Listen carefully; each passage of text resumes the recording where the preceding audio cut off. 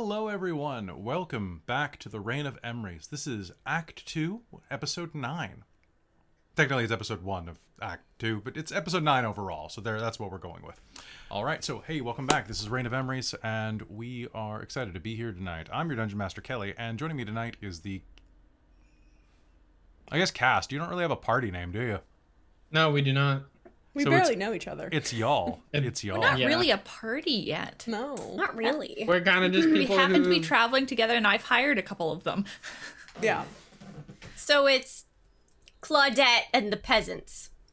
Yeah, kind of. Hey now. Hey now. I'm including myself in that. Not You're wrong. kind of a peasant.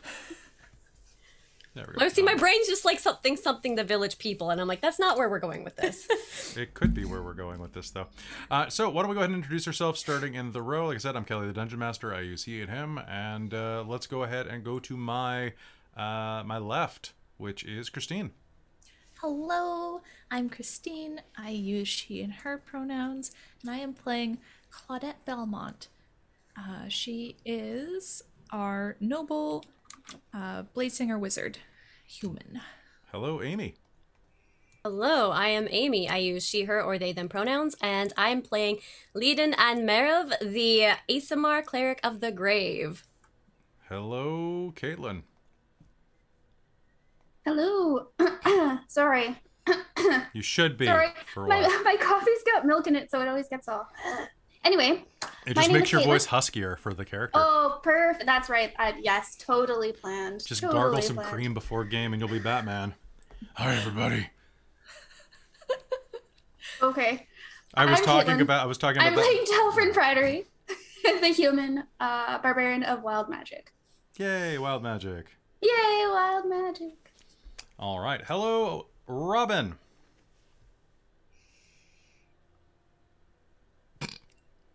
My mouse died, okay? I was trying to mute myself and then my mouse would not move from my screen. Oh, I was was that like, your fancy mouse you were just showing off before? I didn't say it was fancy. I said it's silent. I said it was $12 on Amazon. It's not. Yeah, that's why it wouldn't It's cheap. move. No, it's because it goes to sleep to preserve battery. Yeah. Yeah. But yes, hello everyone. I'm Robin. I use she, they pronouns, and I'm playing Ivy, our tiefling blood hunter. All right, and finally, in the corner is Mike. Hi, Mike. Hello, everybody. My name's Mike, and I use they, them pronouns. Tonight, I am playing our little halfling artificer, Veritrix Soulstar, and she has a little flying mechanical rabbit named Crux. All right. Last episode, I think I'm gonna let. Does anybody remember what happened last episode? Does anybody wanna?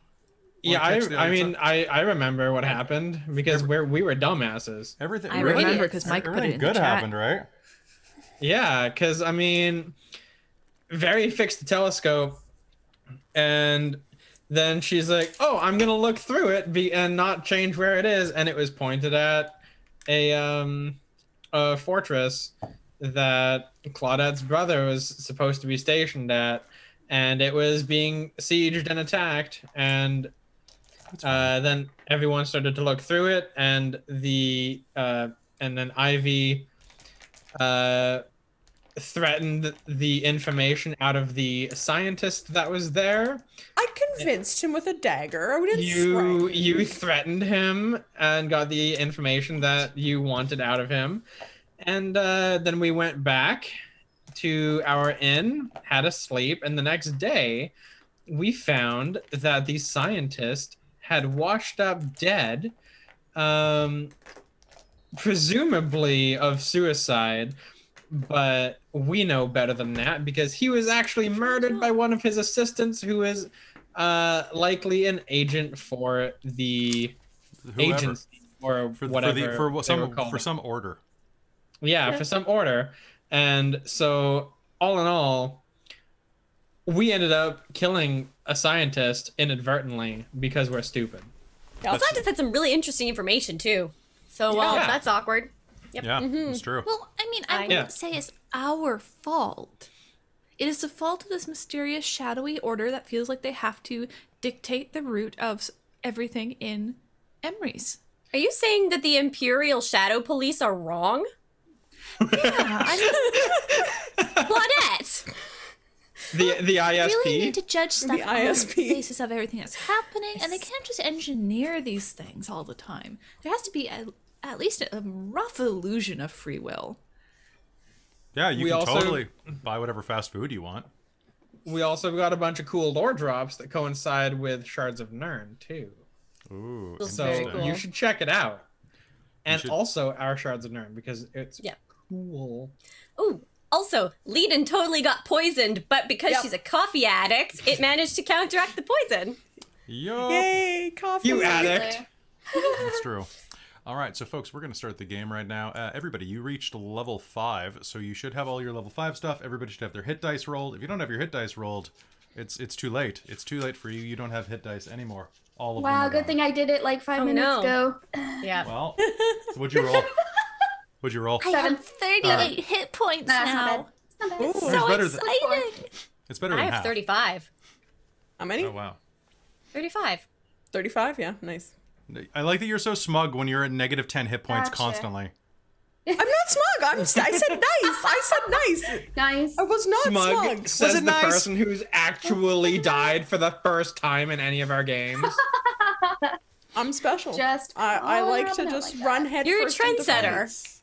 All right, Wait, so- no. Oh, no, bad trend. No. Wrong. Trend. No. Let's not follow that one. All right, so hey folks, we're gonna go ahead and start, and yeah, so I'm not sure how late tonight's game's gonna go. We're kind of just kind of ease into this act and have some fun with it. All right, so you all ready for this? Any questions before we begin? Perfect. Are we picking it up right after? You will discover that shortly. All right. Okay. Cool. I wanted to make some snarky comment, but I don't have anything prepared. Well, and I can't expect you to be like clever on the fly. That would be rude. Honestly, that's a lot of pressure. I hope no It one is a lot expects of- me to be clever on the fly. It is. Jeez. It is. I'll send the Imperial Shadow Police after you. Do it. Is that going to No, be a not thing the now? ISP. The ISP, join the ISP. ISP. It's better than the Universal Shadow Police, the USP. Oh Or no. the Universal Shadow Business, because you never know which way they enter. Sometimes they just never mind. This is a dumb USB joke. Anyway, Yes, yes. yeah, it was bad. Anyway, enough stalling. Time for the Reign of Emrys. To my dearest sister Claudette, I fear for the Empire. Dark tidings have stirred across the water in the form of smoke columns and chants. Gone are the sounds of life and laughter among the tribesmen. Instead comes an eerie stillness, and with it the promise of violence. So too do I know that the sinister events are echoed back in the capital. Our family has dwelt too long among the halls of power for my keen observations to not notice the signs of betrayal. Whispering among commanders, secretive supply movements, late-night meetings in the shadows of distant tents. Foul doings transpire with brazen disregard for the lives of those on the front line. And if such machinations are happening at the front, I am sure that you have noticed them back at home. You have always had a keen mind that eagerly accepted the whetstone of experience and curiosity, though it has led you time and time again into danger. I pray nightly for your safety. I have sent this letter back to Duchesne with Bowdry. This letter must find you, so that our parents can prepare for the worst. I beg you to marshal our forces, call in our debts, summon our allies, and brace for what is to come. I will miss my foster brother dearly, but I know that Bowdry will protect this letter with his life. It is a calculated risk that I must take for the survival of our house. I pray that my fears will prove baseless and that I am merely providing you with the ammunition for decades of ridicule. Know this, I will gladly endure a lifetime of embarrassment if it means that I am wrong. For if I am wrong, we have not to fear for invasion, insurrection, or civil war unheard of since the betrayal of the second emperor, Lorimus Pontax. At this current time, I do not believe that we as an empire could survive such an event. We have grown too large, too complacent. Our supplies and fuel are stretched too thin. On that note, it may surprise you to know that our magical arms and munitions have become rationed. I have seen careful stockpiling and quartermastery as my time as a soldier, but nothing like this. The Magitech is reserved for only the most dire of circumstances, and even then is highly restricted. It is if we are lacking the very magic required to run the items, which is preposterous, isn't it? Perhaps if we are able to push into Kataganian territory, we can seize their sites of power, and then perhaps... A bit of good news, however, has just reached my ears. We will soon be visited by none other than our cousin, Arcario. I will tell him of my worries as soon as I am able. The Belmonts and Mariviks have always weathered the storms together, and I could use a shield brother in Bowdry's place in the coming days. Until then, be well, be safe, be alert. I will see you as soon as I am able. All my love. Your brother, Lieutenant Maxime Etienne Belmont.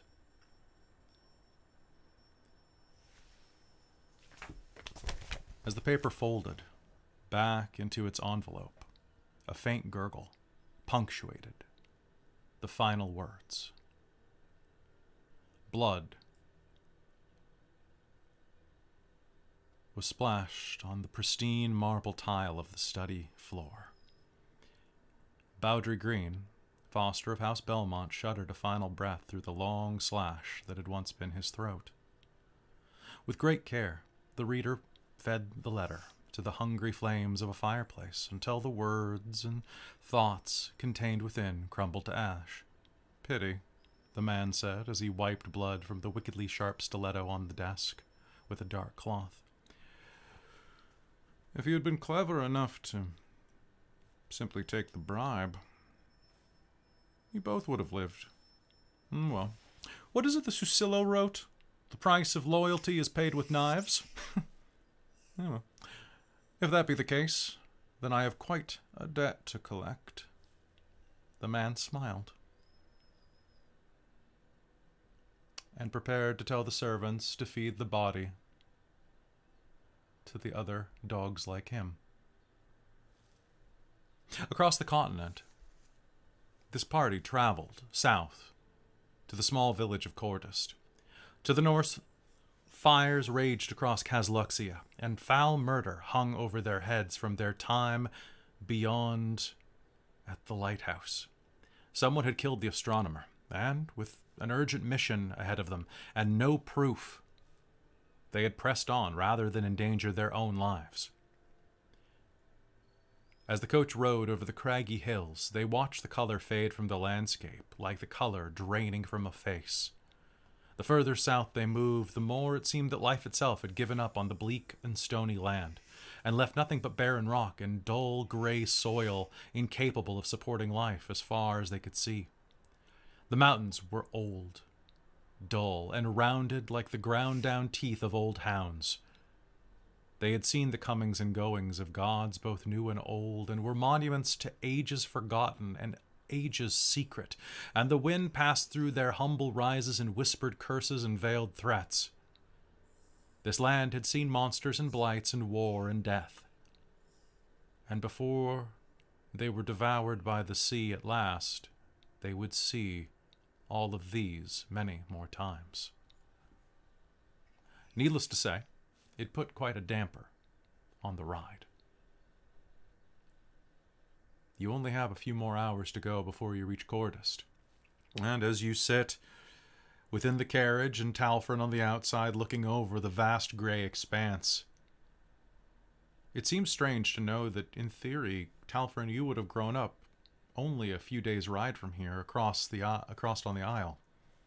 But here, at the lower reaches of Tyrannia, there is no life. There is only the gray. Are you talking about anything, all of you? It's been about a day and a half since you left the lighthouse. Leiden will want to talk about something if she's able to. Sure. Which might end up just being her, like, sitting next to Talfrin and trying to subtly as possible try and inquire about his past. Okay. So Talfrin, originally you were riding up with the driver. You've got about about 2.5 days in this ride though, so you probably have shifted around a bit. I guess where is everyone sitting is probably a good question to ask. I mean, if Lead, like, I sort of expect she'll try and bring it up, and then he'll, like, might avoid her and sit, like, opposite and away. So, that's a possibility. That's absolutely the case. He's Okay. Gonna give you half-assed answers, and yeah. Okay. So, avoiding it is. I think Ivy would have liked to try and maybe start strategizing for the upcoming encounters that we're gonna have with these beasts and the lovely doctor. Claudette is going to be her usual curious self, but it does seem like she's maybe pushing it to try and, like, not think about things or not worry until proven. So there's definitely going to be, she's obviously a bit distracted and worried, but she is going to try and look at the surrounding landscape a lot and just be very curious about what's going on around her and taking notes and reading books and all that sort of stuff. Very has been doing a lot of just like miscellaneous tinkering with stuff. That must be quite annoying with all the bumps in the road too. Yeah. So at one point, she looks like she could be working on something explosive on a bumpy road, which probably isn't the best idea. But yeah, she's just kind of doing her best to tinker with things, and mumbling about how making things explode is a good idea, and just being overall just not too much different than usual. She's a little bit, she's just being a little bit weird like usual. Okay. So, is Dirk still with us? Dirk is still with you, yeah. Dirk is still with you? Cool. Dirk is asleep against... Yeah, he's definitely asleep. Dirk is kind of leaning against the corner, like the back corner of this, sleeping, and occasionally with a snort whacking his head against the window pane. Okay. He's I think very... at some point during the trip, Ivy's gonna try and craft a way to sip some at some point, maybe not for like the whole trip. Leiden will move like over to make space for that without saying anything. I figure Claudette also will at some point move to be sitting next to Very and leaning over and kind of going, oh, what's that? So why does that connect there? Yeah. And just questioning, which will be great when it's explosive. And she will very happily describe everything she's doing and how explosive that this thing that she's working on could possibly be. On that note, I'm curious what Leiden's response is if she notices that.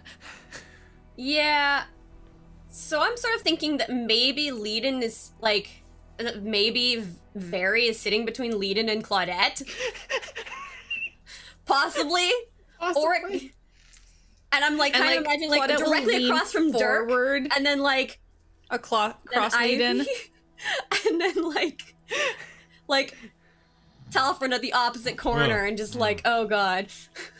So complex. I love it. I love it. It's great. Oh, hey. So, Very. Yeah. How much of this is likely to explode imminently? Oh, something well, wrong. If I do everything right, it won't explode at all. Yeah. Oh. What's that part? I'm not entirely sure yet, but I'll figure it out when I put it all together more. So, to answer your question, no, it won't explode. Probably. I don't like probably. That's good. Nothing I make explodes unless I want it to explode. What? I have any About else that I can use 90% to of the protect time. in case, just in case. It's I pretty, mean, I'd give pretty you all. certain there. I'd give you all a warning, of course. I'm not entirely crazy. What's going on? Dirk says, looking around. Building stuff. Okay, cool.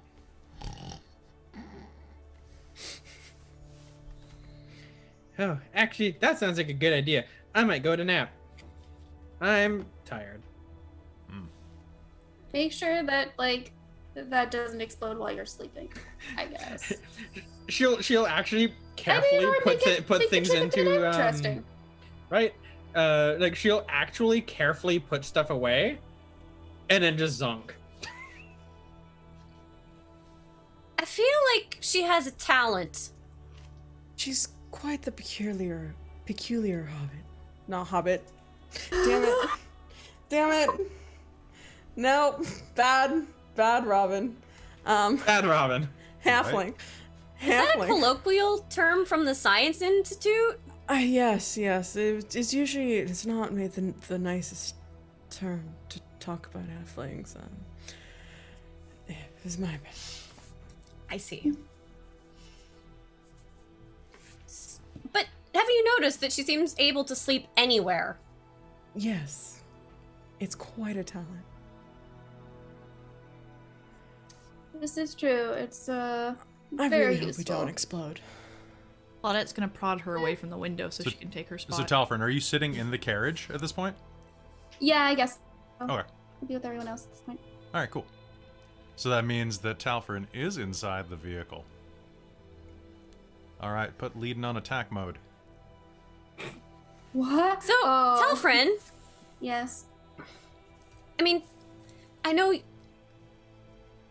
most people are asleep, so I mean, I didn't really want to bring it up in front of others, but what's this? What's your story? What's your situation about? I come from the other side of the continent, and well, I come from this side of the continent. Got moved to the other side of the continent, and now I'm just traveling. But how did you end up as a...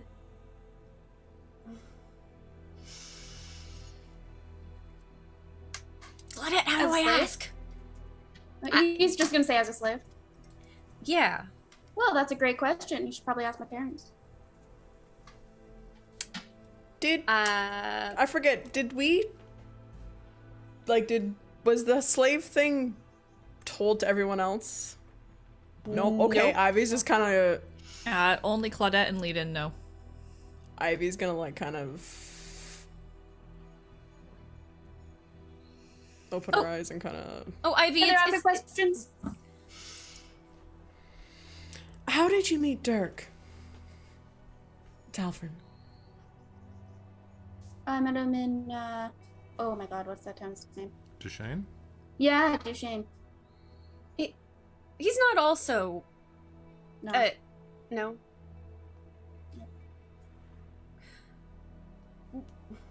But how did you get away? Oh. You know, I think the story of that will take longer than this ride, so I'll have to say that for another time. I'll let you guess, though.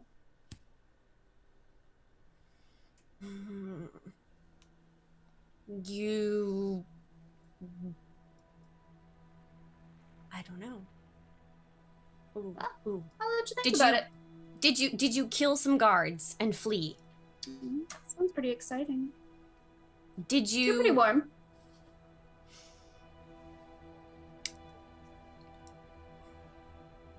Did you seduce the captain of the guard and flee in the night? Ooh, that sounds even more exciting. I like that. I like that version. Let's go with that. You hid in a box with holes and someone carted you out, right? Did you fake your death? I Ooh, mean, I that's feel good. all of the aboves. Yeah, that's how it went.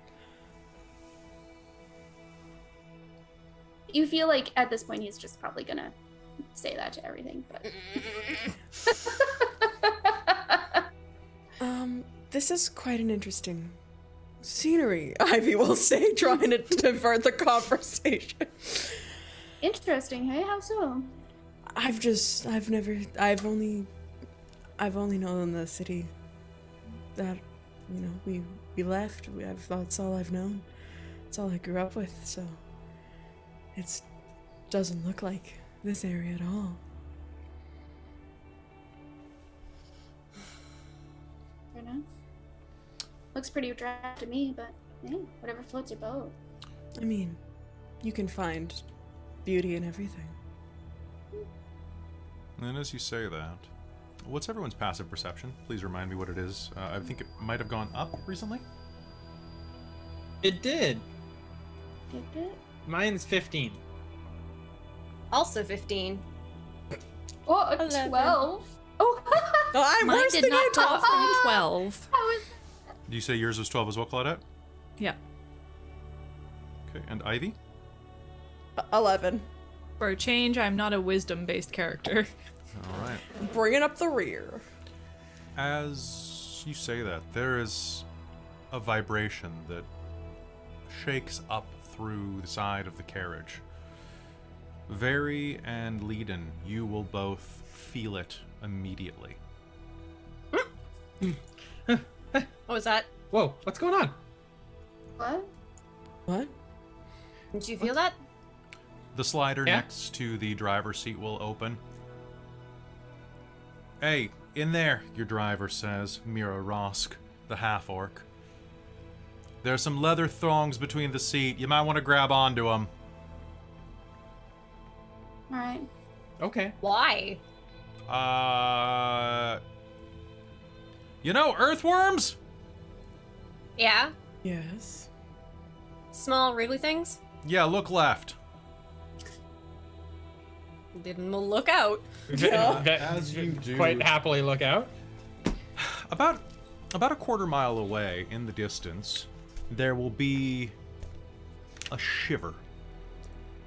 A bit of that gray-brown dirt shudders and begins to flow like sand, as if all of the moisture had been driven out of it, like it was expecting a dust bowl, like it was powder. And then it begins to pucker and shift and undulate, and then it explodes, and a creature emerges. Several times the width of this carriage, it explodes out of the dirt, a tendril reaching toward the sky. A tendril the size of a train. And then you realize that its mouth splits. It is a dark royal blue, covered in spines that run the length of its body, hundreds and hundreds of feet long. And story time. Yay. A blue version of this. Oh my! Cute. That's cool. That's cool and that. terrifying. This thing is... Ooh, does it have the exact... It is... Ooh, let me just check the size on this. Gargantuan means... it is 20 by 20 feet wide. That's big. Yes, and this one in That's a big particular one. is about 90 feet long that are visible. It basically reaches up toward the sky and then crashes down into the dry earth, slowly grinding and drilling its way in, almost as if it's trying to screw through the ground with its mouth. Ah. Oh, hold on tight. Claudette will cap her ink and just try to look and commit it to memory. Royal It's just- worms! It's fine, don't make too much noise. Beyond this, basically. Legion's gonna try and find the strap or whatever to hold on to. In truth be told, there is a pair of thongs, like little leather loops between each one of the seats for you to hold on to. And the more you do it, the more you grasp and pull, the more it really looks like you're trying to kiss your ass goodbye.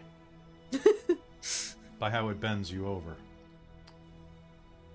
And, oh my god, we got a full hype train at level 3. Thank you guys so much. That is awesome. Nice. Okay. Choo choo. Hype for the return of Choo choo. It's true. And you'll watch as that one in the distance is not alone. Another one rises up, a bit smaller, and they start to cross the landscape like a pair of streamers, just overlapping each other in undulating patterns. "Oh, you're lucky," she says through the hole. "I think they're mating. We should probably go." That looks this even more interested in like Thing go is any this rare faster? behavior? Layden just looks at Claudette. What? "I'm going as fast as I can." Curly Q.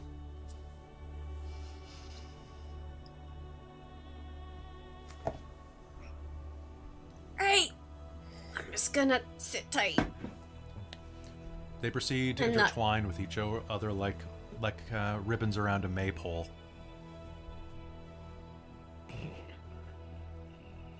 Let's not become worm food. Yeah. Oh, they've got better things to do right now. That's what's going on. Actually, they get pretty hungry afterwards. You know, That's that's what I was afterwards. about to worry Get about. out of here. I've had an incident with worms. Let's just keep going. You know what? I'd actually forgotten about that for a moment. Sorry. Yeah. Emily. More of a slug, really, but yeah. Slug worm, yeah. I will protect you from any future worms. I will try. Future worms. They're from the future. They can't drive 55. Or 88.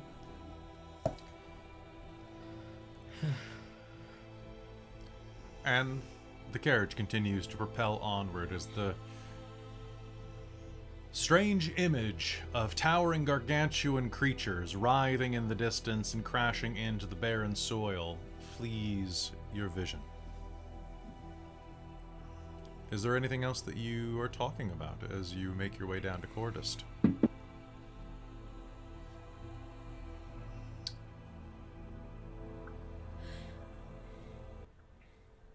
Not a whole lot. Topin's gonna try to sleep a little bit, but Leiden keeps looking like she wants to talk, but doesn't know what to talk about. Which is probably strange because she usually has something to talk about.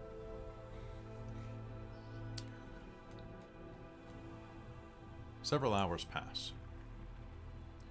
And as dusk begins to set in the horizon and you watch the sun vanish beyond the distant mountains blocking the waves, you find yourselves approaching a small settlement, a series of hills.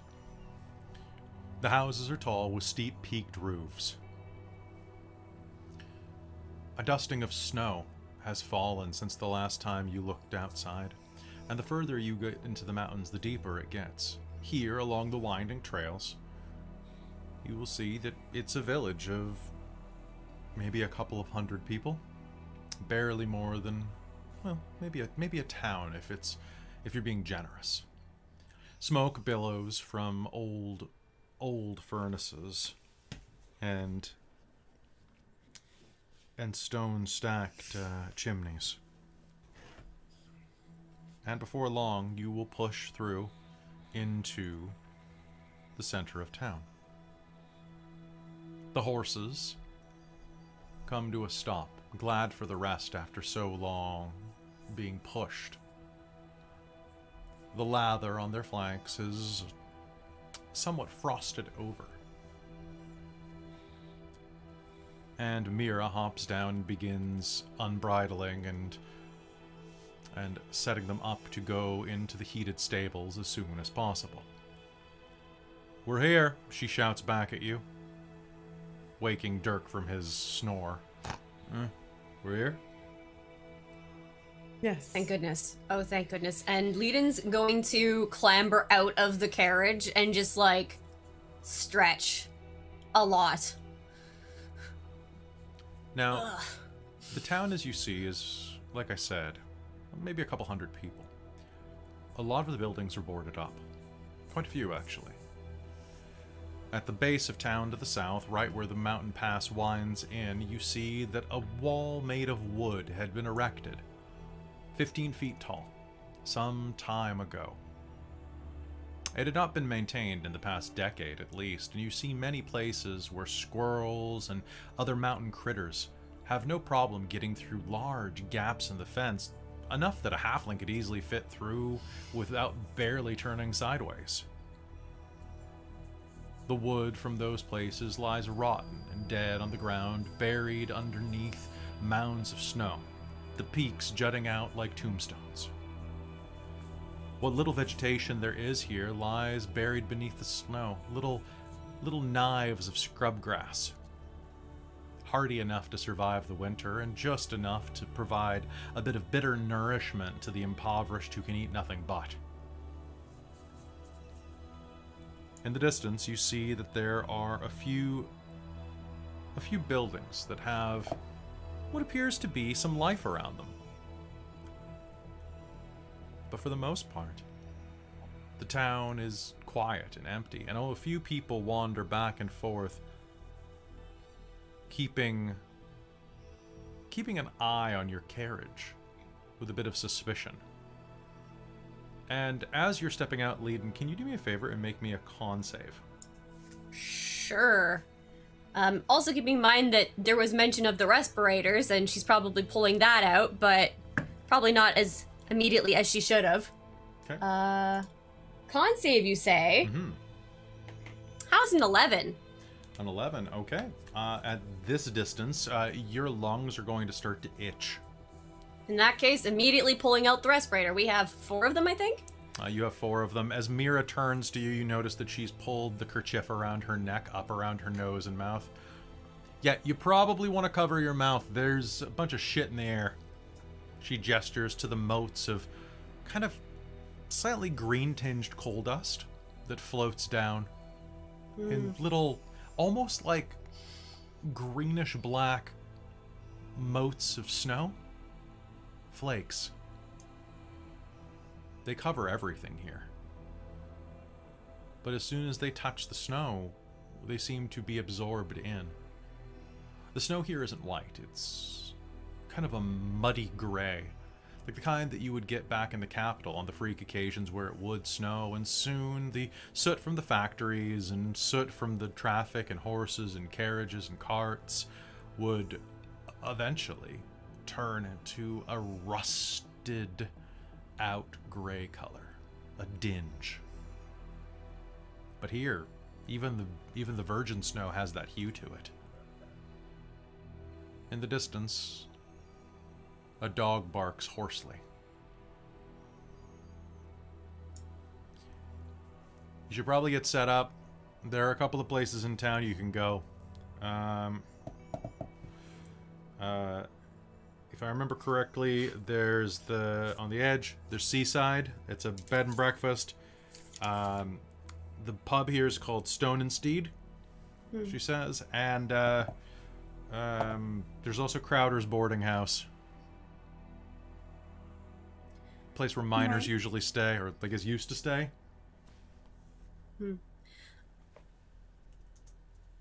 Okay. I was also directed to check the general store to see if we can get any more respirators. I think we're a couple shy. Yeah, probably. Here. General store. Yeah, this place looks pretty healthy. Up the alley there next to that clock shop. Okay. Okay, good. Leiden's gonna pass the respirators out to... I think she'll give them to... She'll start with Claudette, and then she'll probably pass the one to Very and Ivy. Yeah. Or actually, no. Does Ivy have her scarf? Yeah, Ivy has her scarf on, so she will Does probably... Dirk have anything? Because otherwise she's giving it to Dirk, because Dirk seems like he's gonna fall apart if something happens to him. Like, That's completely fair. Dirk has a scarf. okay, in that case, yeah, in that case Ivy gets it.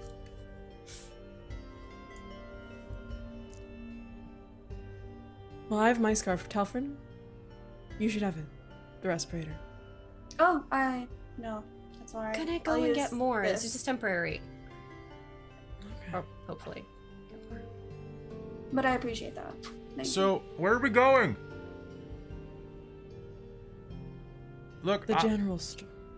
okay. Well, I'm gonna go to the general store to see if we can get more. But we should find somewhere to, I guess, get rumors or things. Rumor? Okay, well, tell you what, I'll start looking for rooms, okay? That's also an option. So what do you think, the boarding house or the bed and breakfast? I'm thinking the bed and breakfast. Okay, I'm gonna go see where that is. You said seaside? It's down there on the left. Okay, I'm gonna go down there on the left. I'll join. Sure.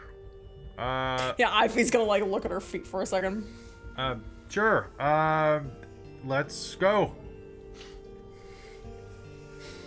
And grabbing his meager luggage, Dirk is going to begin to head off down the down over and down the left alley there toward the toward some of the cliff faces. Very, you're following? Yep. Okay. The snow here is enough that it's going to give you a little bit of trouble just kind of making your way through it, because it's about twice as deep to you as it is to everybody else. So what were you What were you building in there?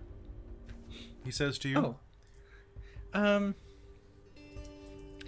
I guess kind of a grenade. Why were you building a... You know, like, it was really jangly in there, right? Like, you could have blown us up. No, I wouldn't have blown us up. I'm too good for that.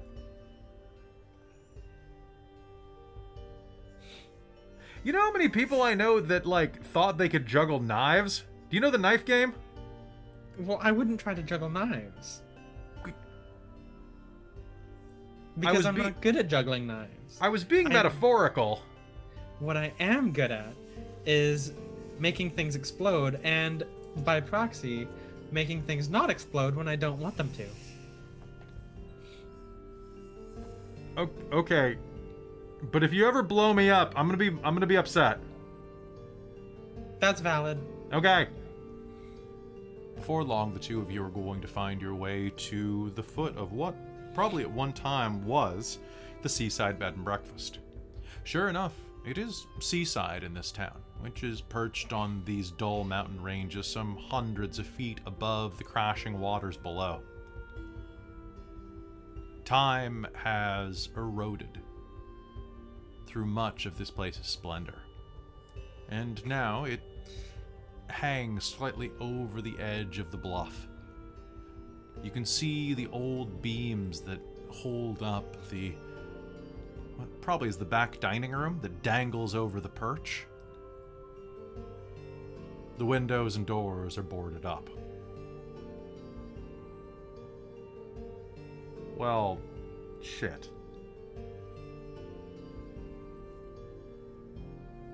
Okay, now what? Well, I guess it's the other one then. That sucks. Okay, well, it could be worse. We could have to, sleep in the carriage. Stack like firewood. Well, I guess let's head back then. Meanwhile, the rest of you make your way down to the general store, which is open. It's a long, squat building with an equally sharp roof. Large mounds of this gray snow pool on either side of it like bookends, holding it in place. The snow piles up so high that new snow has difficulty falling from it, propped up by what lies beneath. As soon as you open the front door, a belch of hot air hits you directly in the face, and you see that at the center of this room, which is several concentric rings of merchandise, is a squat old dwarf stoking the fire of a central furnace.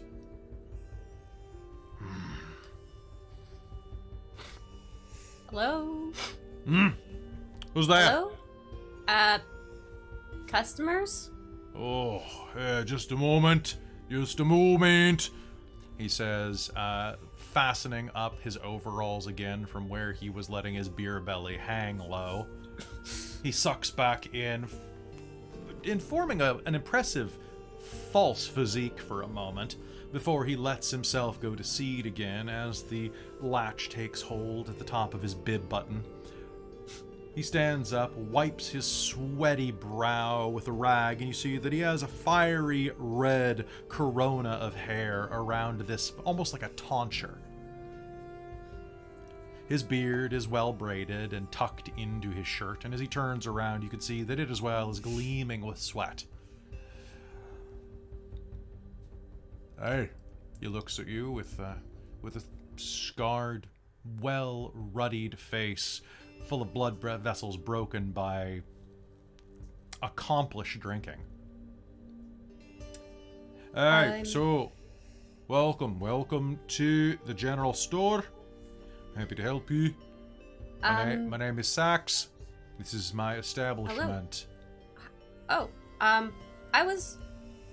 I was told to ask for someone named Segolia. Segolia. That's my partner in the business. She's not working tonight.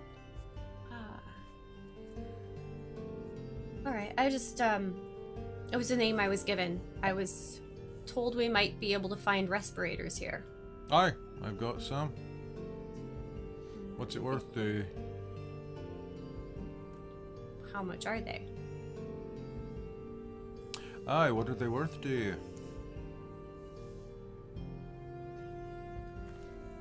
Insight? Leiden doesn't do bartering. Or negotiation. She should, but this is wasn't really expecting it, I don't think. Do it. Insight's good? Okay. Insight's good. What the shit? Nat 20! Nat 20? What the shit? Great. So, 28. Honestly, like a respirator, like the respirators here are basically kind of like fancy like the masks that we're wearing right now in reality. Yeah, so it just like helps a little bit of the larger particle things, basically. Etc. Right? Yeah, basically. It's just more or less like cheesecloth, right? Yeah. Like fancy cheesecloth, yay! Or vellum or something like that. It's breathable fabric with like a filter. Yeah. Honestly, like no more than a gold. You'd say you can probably get it for about 7 or 8 silver. She'll say, okay, 7 silver apiece. 7 silver! These are worth at least 2 gold pieces.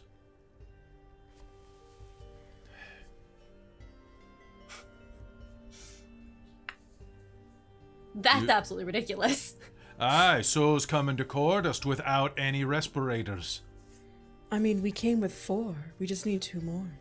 Oh, well look at that. I just happen to have the only 2 in town. Only 2, do you? Interesting. Well, I suppose we can make do with scarves. Oh yeah, if you want to get green lung. If you want it to rot out beneath you, and if you want to not have anything to breathe Well, you're with. trying to rob us of all our ability of all our money here, so we wouldn't even have anywhere to stay. But and then you act as if you're concerned for us. If we keep going on, I'm gonna try to do an intimidation check. Okay. Oh no. Oh no. Was originally gonna do She was originally gonna start with a persuasion. Is it gonna be intimidation? Maybe, yeah, maybe we'll start with persuasion. Can I start with persuasion? You can start with persuasion. You can also You can finish. start with Alright. persuasion. She's trying with persuasion. She's basically trying to pull. I'm really absolutely failing at expressing it, but the whole idea of like trying to. Yes, you sound so concerned for us, yet rob us of all of our. How are we supposed to pay for time. somewhere to stay? At this rate, we'll be sleeping outdoors, kind of thing. Oh, crap. Well, I rolled a 6, so that's only a 14. Well, it's a free country. If you want to go sleep in the snow and the car, then it's your responsibility to... Or your,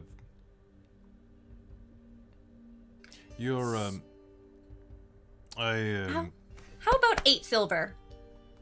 where's my flask? Where is it? He ignores you at that point, dropping to his knees and scowling around near the fireplace.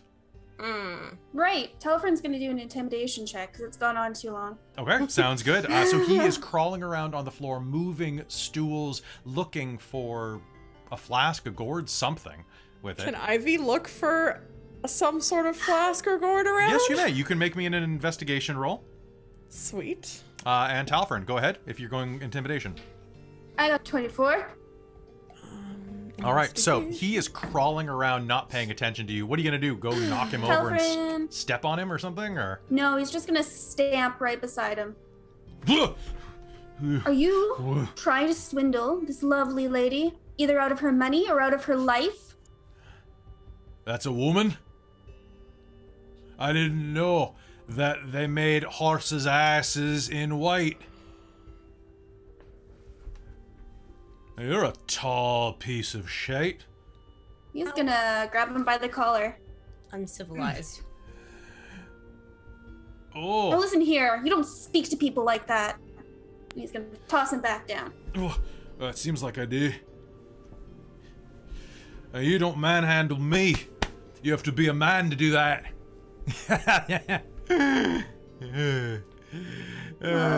You're one to talk. Yeah, I'm not a man, I'm a dwarf. You touch me again, you tall bitch. I'll knock you around just like I'd knock around your mom. Yeah, alright. Ivy, what'd you get on your roll? 17. 17.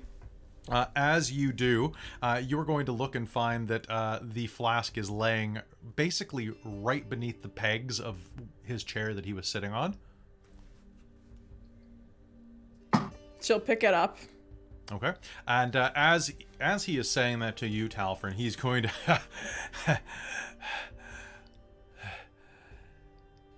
Fuck, you're tall. Did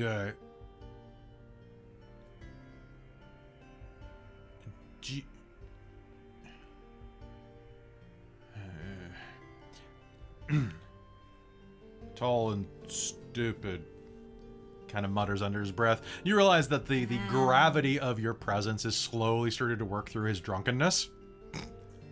And he's kind of realized that that sense of invincibility that comes with being that many sheets to the wind has kind of fallen away now that he's taken a third look at you. But you also think he might try to bite you if you try too hard, so just A little rabid. yeah. No, I'm kidding. Okay.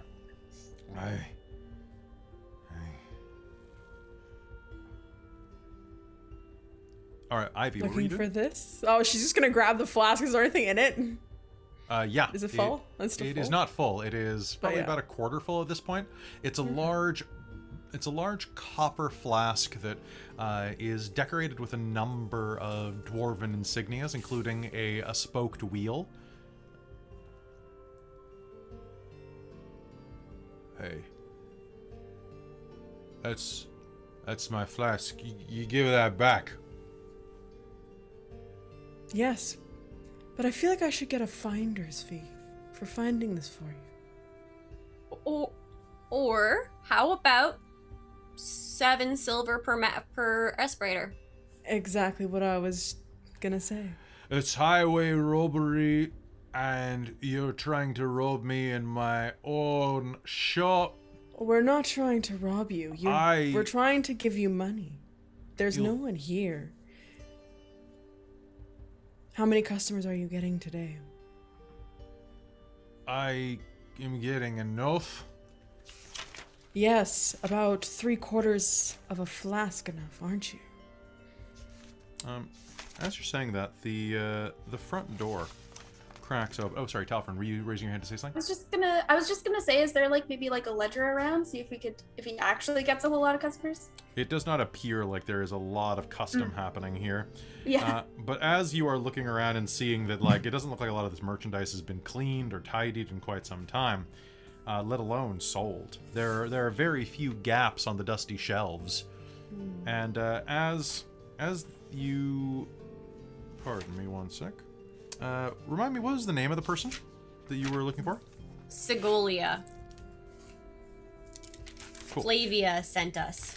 Did anybody describe... Did Flavia describe what Segolia looks like? I don't think so. Sounds good. I don't remember her being described. Which, by the way, Claudette didn't go with them here. Okay. Well, I'll be... Fair. Where did Claudette go? I think she just kind of wandered off. Sounds Oh good. no. We wasn't paying attention. No. The door cracks open behind you, and you turn expecting to see Claudette. Instead, what you see is a person who's standing about just a little bit under 6 feet tall, willowy, reedy, but a little bit broad of shoulder, like a maybe an elf, a tiny bit broad of shoulder compared to the narrowness of the hips. They walk in, a little bit of fur lining their long jacket, which is pulled up around them to buffet away the cold. Sweeping their hair back reveals a very kind of a broad pair of lips with high cheekbones and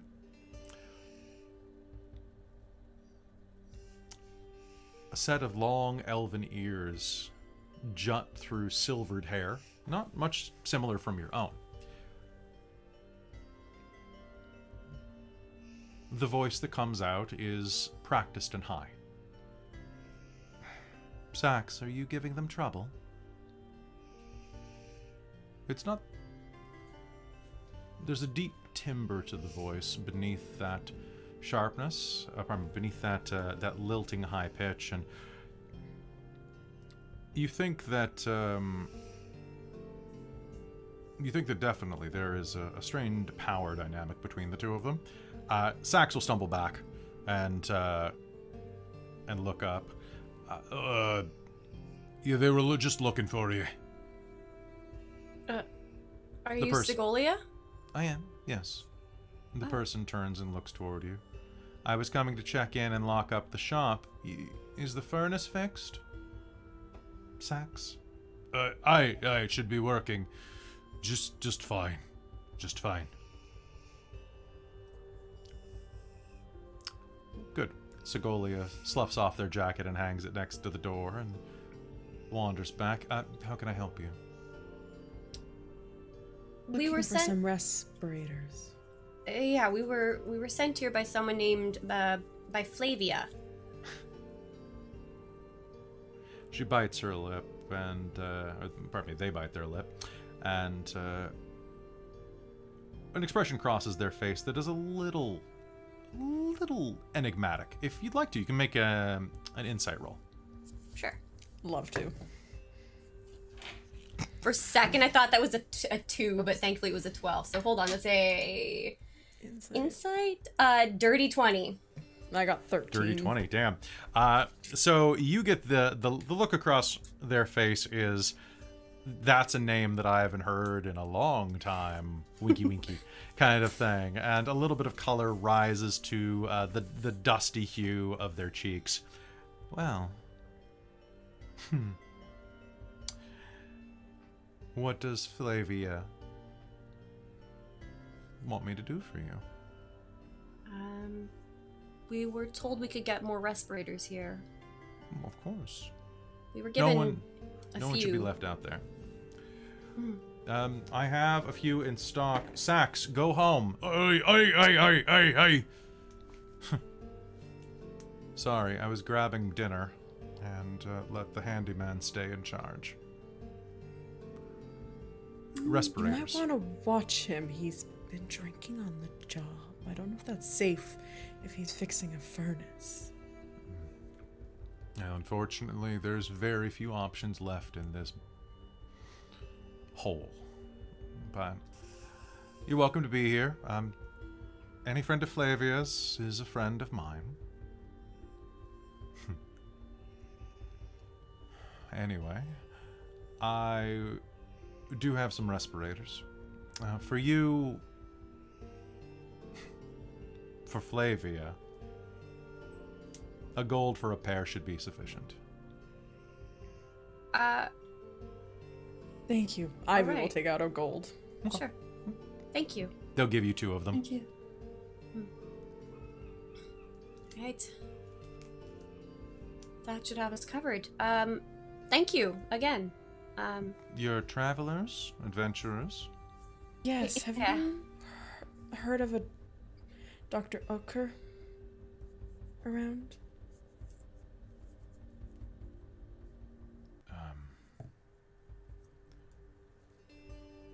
The name sounds familiar. Why do you ask? I'm looking for her. There was a person going by the name Dr. Otker here some months ago. Years ago, I should say. A woman came to town and moved higher up into the mountains. Came down occasionally for supplies. Seemed pleasant enough.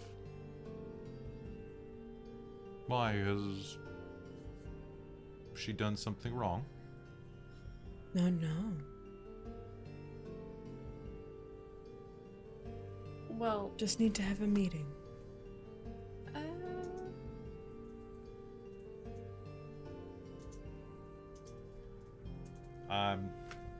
Well, I can't guarantee that. I don't even know if she's still around. I haven't seen anyone recently. Can I insight that? Sure.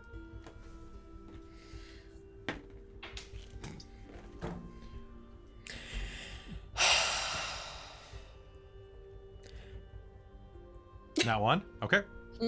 I haven't seen anyone around. Leadin, you, however, are a human lie detector, so boom, do it. sure. Shall I? Please help, Lena. Insight? Well, that's an 18. Cool. They're lying.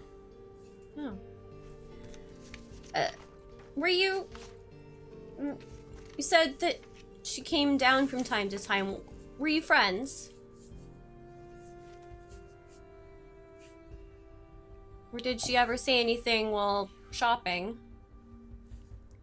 Apparently, she was some sort of artificer here doing some type of survey for the Empire. Kept it hush-hush, though, as I would assume that you might want to as well. The Empire's not exactly loved in southern Tyrannia, or any Tyrannia for that matter.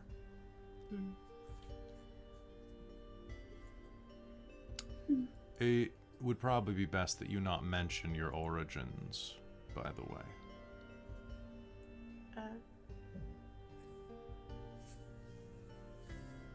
I don't know that I know what you mean.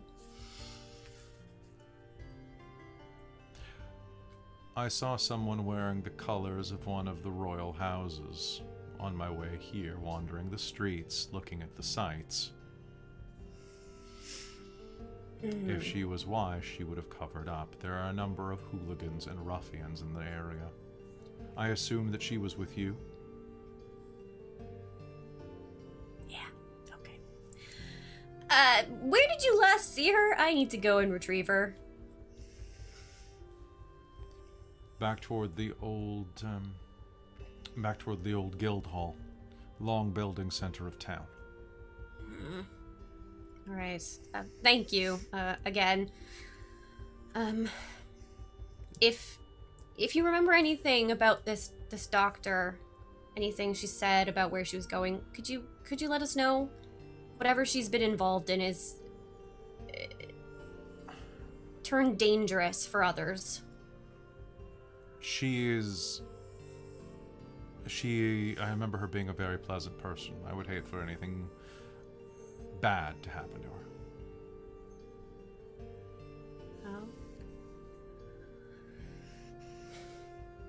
Meanwhile, as that hangs in the air, Claudette, you're out in the middle of town looking around and Wait. seeing... I'll note, Claudette put a scarf, I think, over her hair and maybe her hood, because all this dust in the air is probably not good for that. It's probably not good, but... But, can you- I mean, all of her clothes are in her house colors.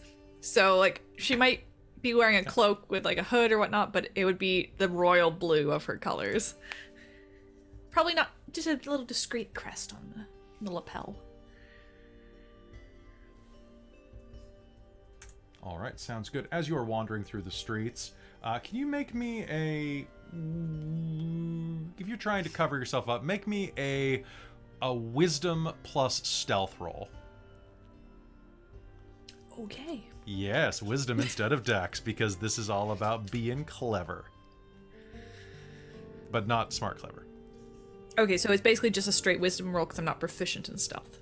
Then yes, it is. Okay. I am proficient in wisdom saves, though, which is funny. Oh, really? Well, too bad this isn't a wisdom save. 18. 18, okay. I rolled a 16. Nice. Okay, one sec. Okay. Okay. Okay.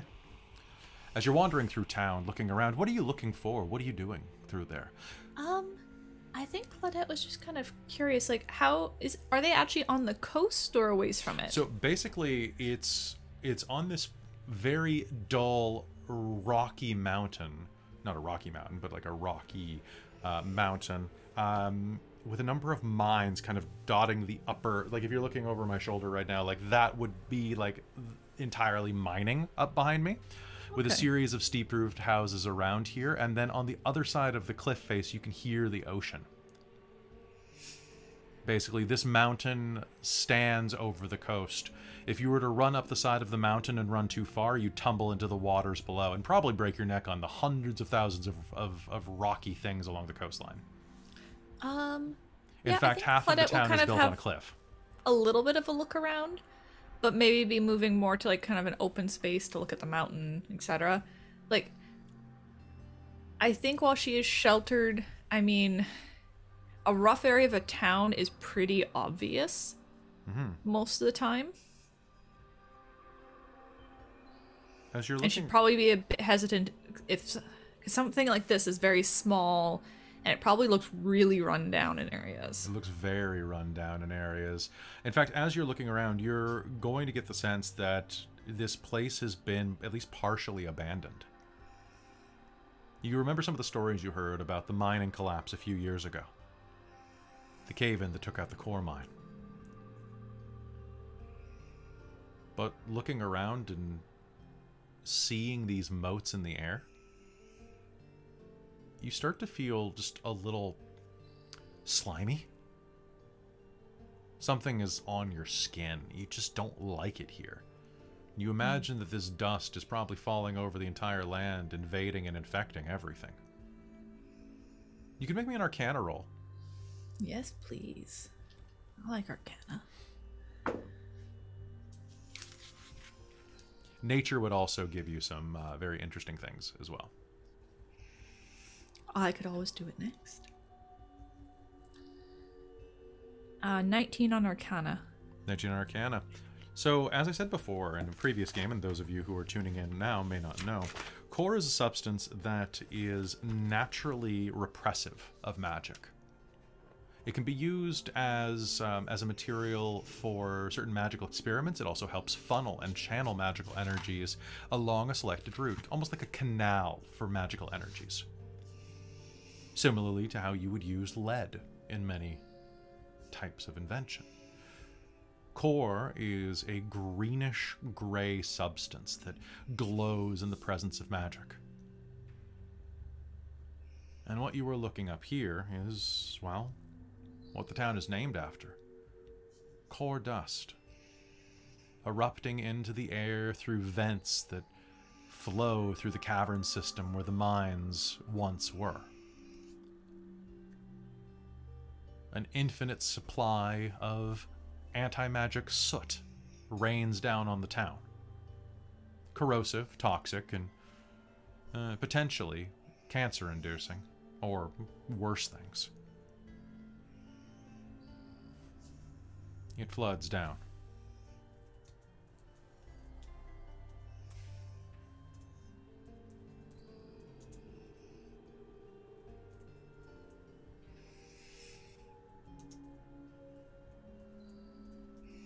You're not sure exactly how well your magic would work inside of this substance. It is fairly minute here. Like, the particulates are falling, but they're not falling like, you know, like a handful of them in your face at once. It's just mingling with the snow that falls. So about every 50th flake comes down in about that color. So about one fleck every foot or two. Still a bit much, though. And potentially, I know that this person that we're hunting is here. Mm-hmm. I mean, if I was trying to avoid an empire of mages, I would probably go hide in the abandoned mines of anti-magic, essentially. Probably. And as you're looking around... Claudia's gonna kind of look at the mountain face a bit and see if she can spot where, like, the original entrances to the mines were, etc. Oi, girlie! You hear from behind you. You came in with the carriage. It's a tall, broad man with a bent back, kind of a widower's hump, dowager's hump coming in. A man who's stooped from long hours working in mines. His hands are gnarled. A bandana is wrapped around his busted nose, and a flat cap is pulled down next to his beady eyes. You come in with the car? Claudette will kind of spin around, slightly startled, but also just being cheerful and friendly, and go, "Oh, yes, we just arrived. Nice. One of my friends has a job here, so we're here to help her." A job? That's what I understand. She was supposed to meet somebody. sweetness and light. Where are you from? Oh, well, we just traveled down from Terranel.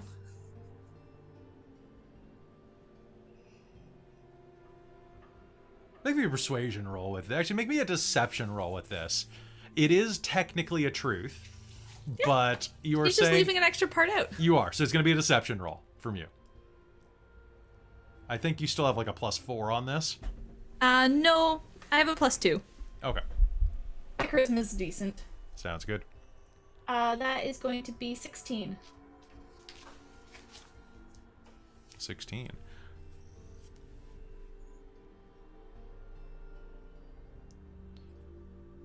Is that so?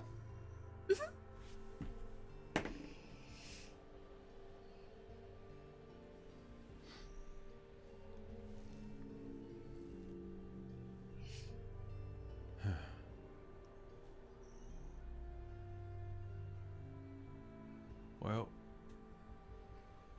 can't be too careful. You probably shouldn't be wandering alone this time of night. It's Oh, is it bad getting- for you. Oh, is it getting late? Oh, Come on. Normally Leiden reminds me. I get distracted. Are you heading back to Crowder's? Come on, come with me. I'll take you. where is that? Is that the boarding house? It's the boarding house. Oh, okay. I think my party was gonna go look at the B&B. It's been closed for more than a year. Oh, that's too bad. Yeah. It's a bit treacherous on the way back to Crowder's tonight. For a copper, I'll take you back. Oh, well, I couldn't waste your time for a copper. I'd gladly give you a silver. He smiles toothlessly at you. Well, I ain't gonna argue with a lady. Well, thank you kindly, sir. By all means, come with me, my lady. He She's not says. going to get too close to him and kind of keep an eye on where they're going. Leiden has beaten something into her head, at least. Sounds good. He is going to... Oh, damn, that was almost a really good deception roll. Can you make me an insight check? Yes.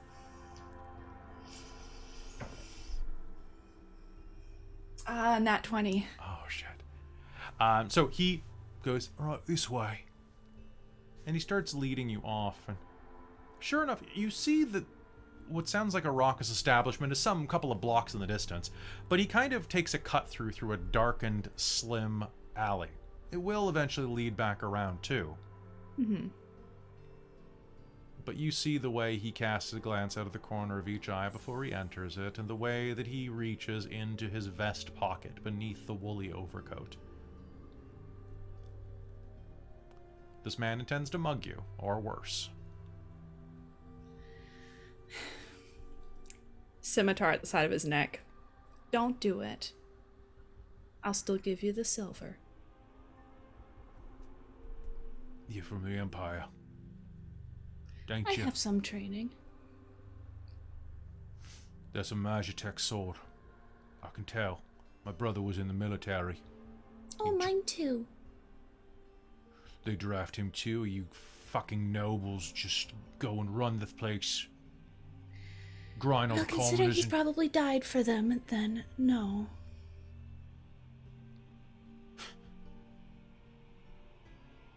But Boo-hoo, I a won't bit of take blue kindly blood. to being robbed. I wasn't gonna rob you, I was just gonna kill you. Well, I mean... I guess not the same thing, but... I'm Alright. sorry for your loss. Meanwhile, you'll I hear really don't want to kill you, though.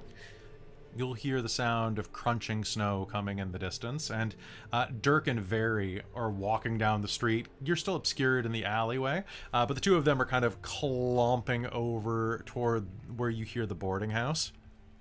Claudette will call it. Oh, hello, Dirk. Hi, Very. What? She's just calmly standing there with a sword to So this guy's inside of a neck. darkened alley, you see the reflection of a long blade drawn and pressed against a bent and bowed, thick human man's throat.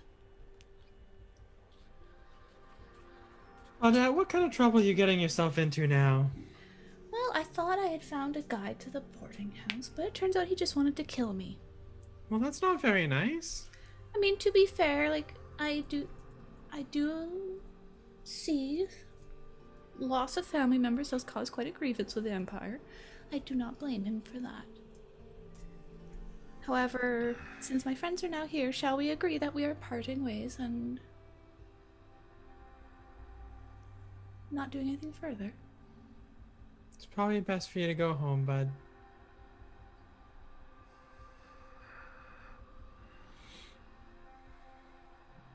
The boarding house is over there.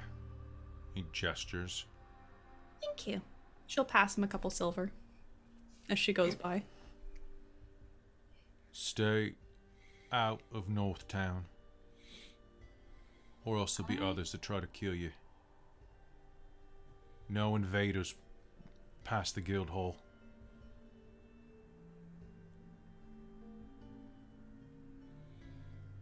That's the only warning you're gonna get, so you better like it. Well, thank you. He spits phlegmily onto the ground as he pulls his mask aside, or his bandana aside, and stomps off back into the darkness of the shanty town nearby.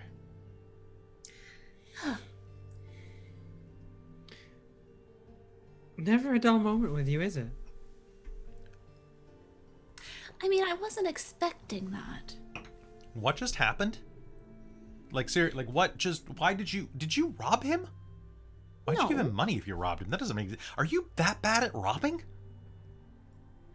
I did not attempt to rob him. Do you want me to go shank him?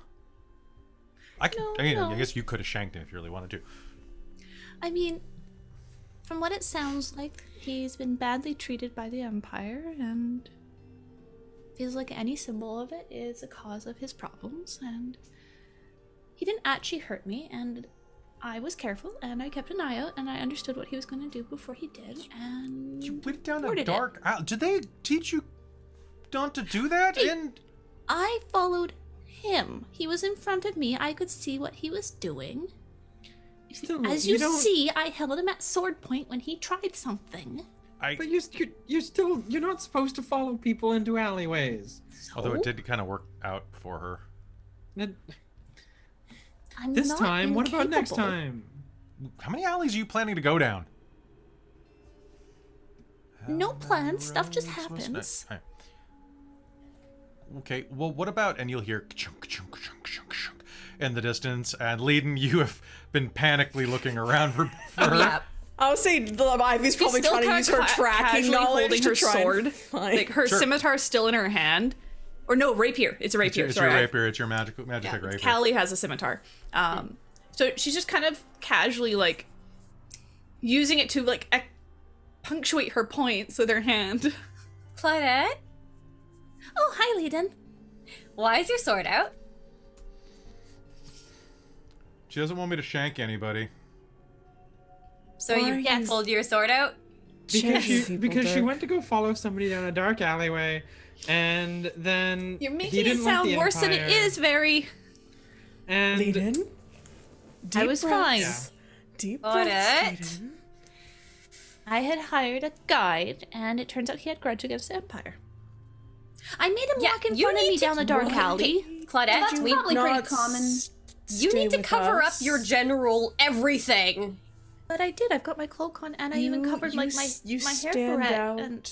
like a sore thumb. You look like an Empire noble. Yeah, a little bit. Well, I am. Yes. Well, let's get you looking not like one. We need to get you a Oh, little well, I less. have to wear a cotton. Yes. Probably. Boo-hoo. No. So scratchy. It's not. It is too. Oh, it's so Feel. prissy. Someone's never had to wear sackcloth. No, never. Of course never not. In life. My clothes happen to be extraordinarily Why would my comfortable. parents dress me in sackcloth? Mine. Did you guys Claudette, get the Claudette. rooms at the B&B? she leans over. The B&B is gone. Poverty. Oh. Oh. Is this really that Whatever. expensive? Yes. Yes. Yes. Very. Yes, Yes. very. Oh, it was one of the cheapest So- options in the store.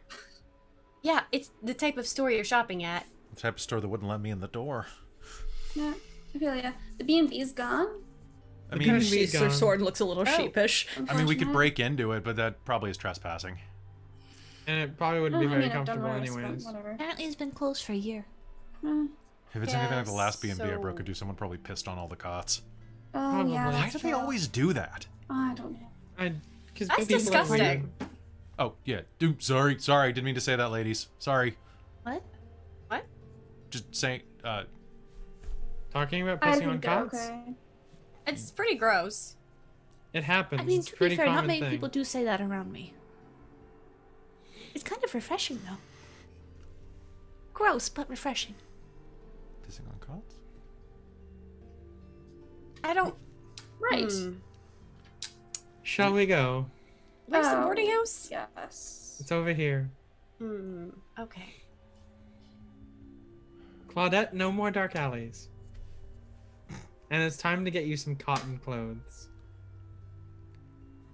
Do we have anyone have spares, or do we have to go back to like Jen? I mean, I'd lend you some of mine, but they might be a little revealing on you.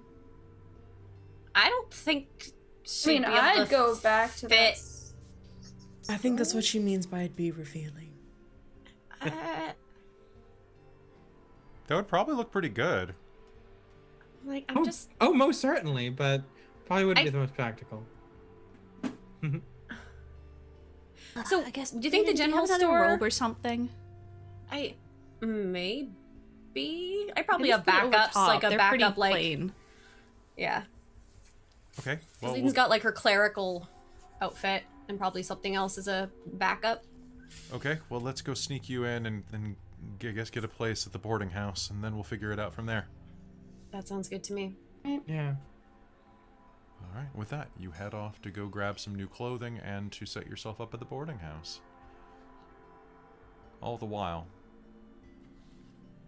none of you were aware that in the distance, the train is finally making its way across the plains, across the Rocky Mountains, and what it's bringing with it is going to cause many complications for you, which we'll find out maybe a little more about after this quick break.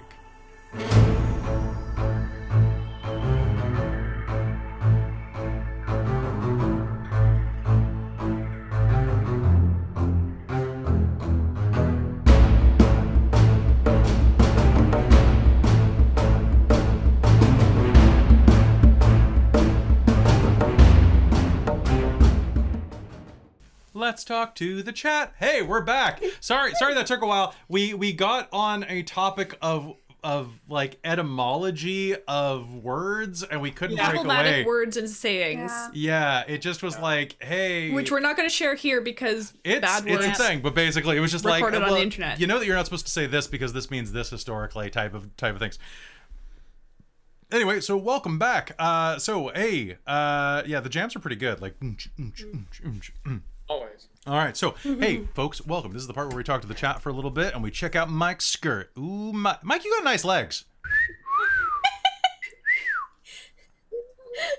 I'm not sure how I feel about the feet, but the legs are good. Yeah, the legs look good. So I wanted to say real quick, hello to Art Studios and Tabletop Titties. It's been very hard to focus on game because I just want to chat with you guys because you're saying all sorts of nice stuff and cool stuff. And the chat, you see me kind of going, Bun! I love you too. Oh, there's a rabbit there. It's a bun. I saw it hopping in the background earlier. Starman himself. So look at the Starman. So I noticed that our good friend The Crimson feet. Arc was gushing about how much he likes drinking and screaming. The podcast by Tabletop Titties. Oh, see, I do that on a Friday night. Ha ha ha ha. And what'd you do on Friday Screaming to night? the void. Drinking and screaming? Oh, You're playing drinking this and game right scream- now. What are you talking Yeah. about? I mean, Maybe after yeah. game. So, I'll drink and scream into the void. Hey, It's drinking, pardon me. Hey, Tabletop Titties, are we allowed to talk about what we're doing tomorrow?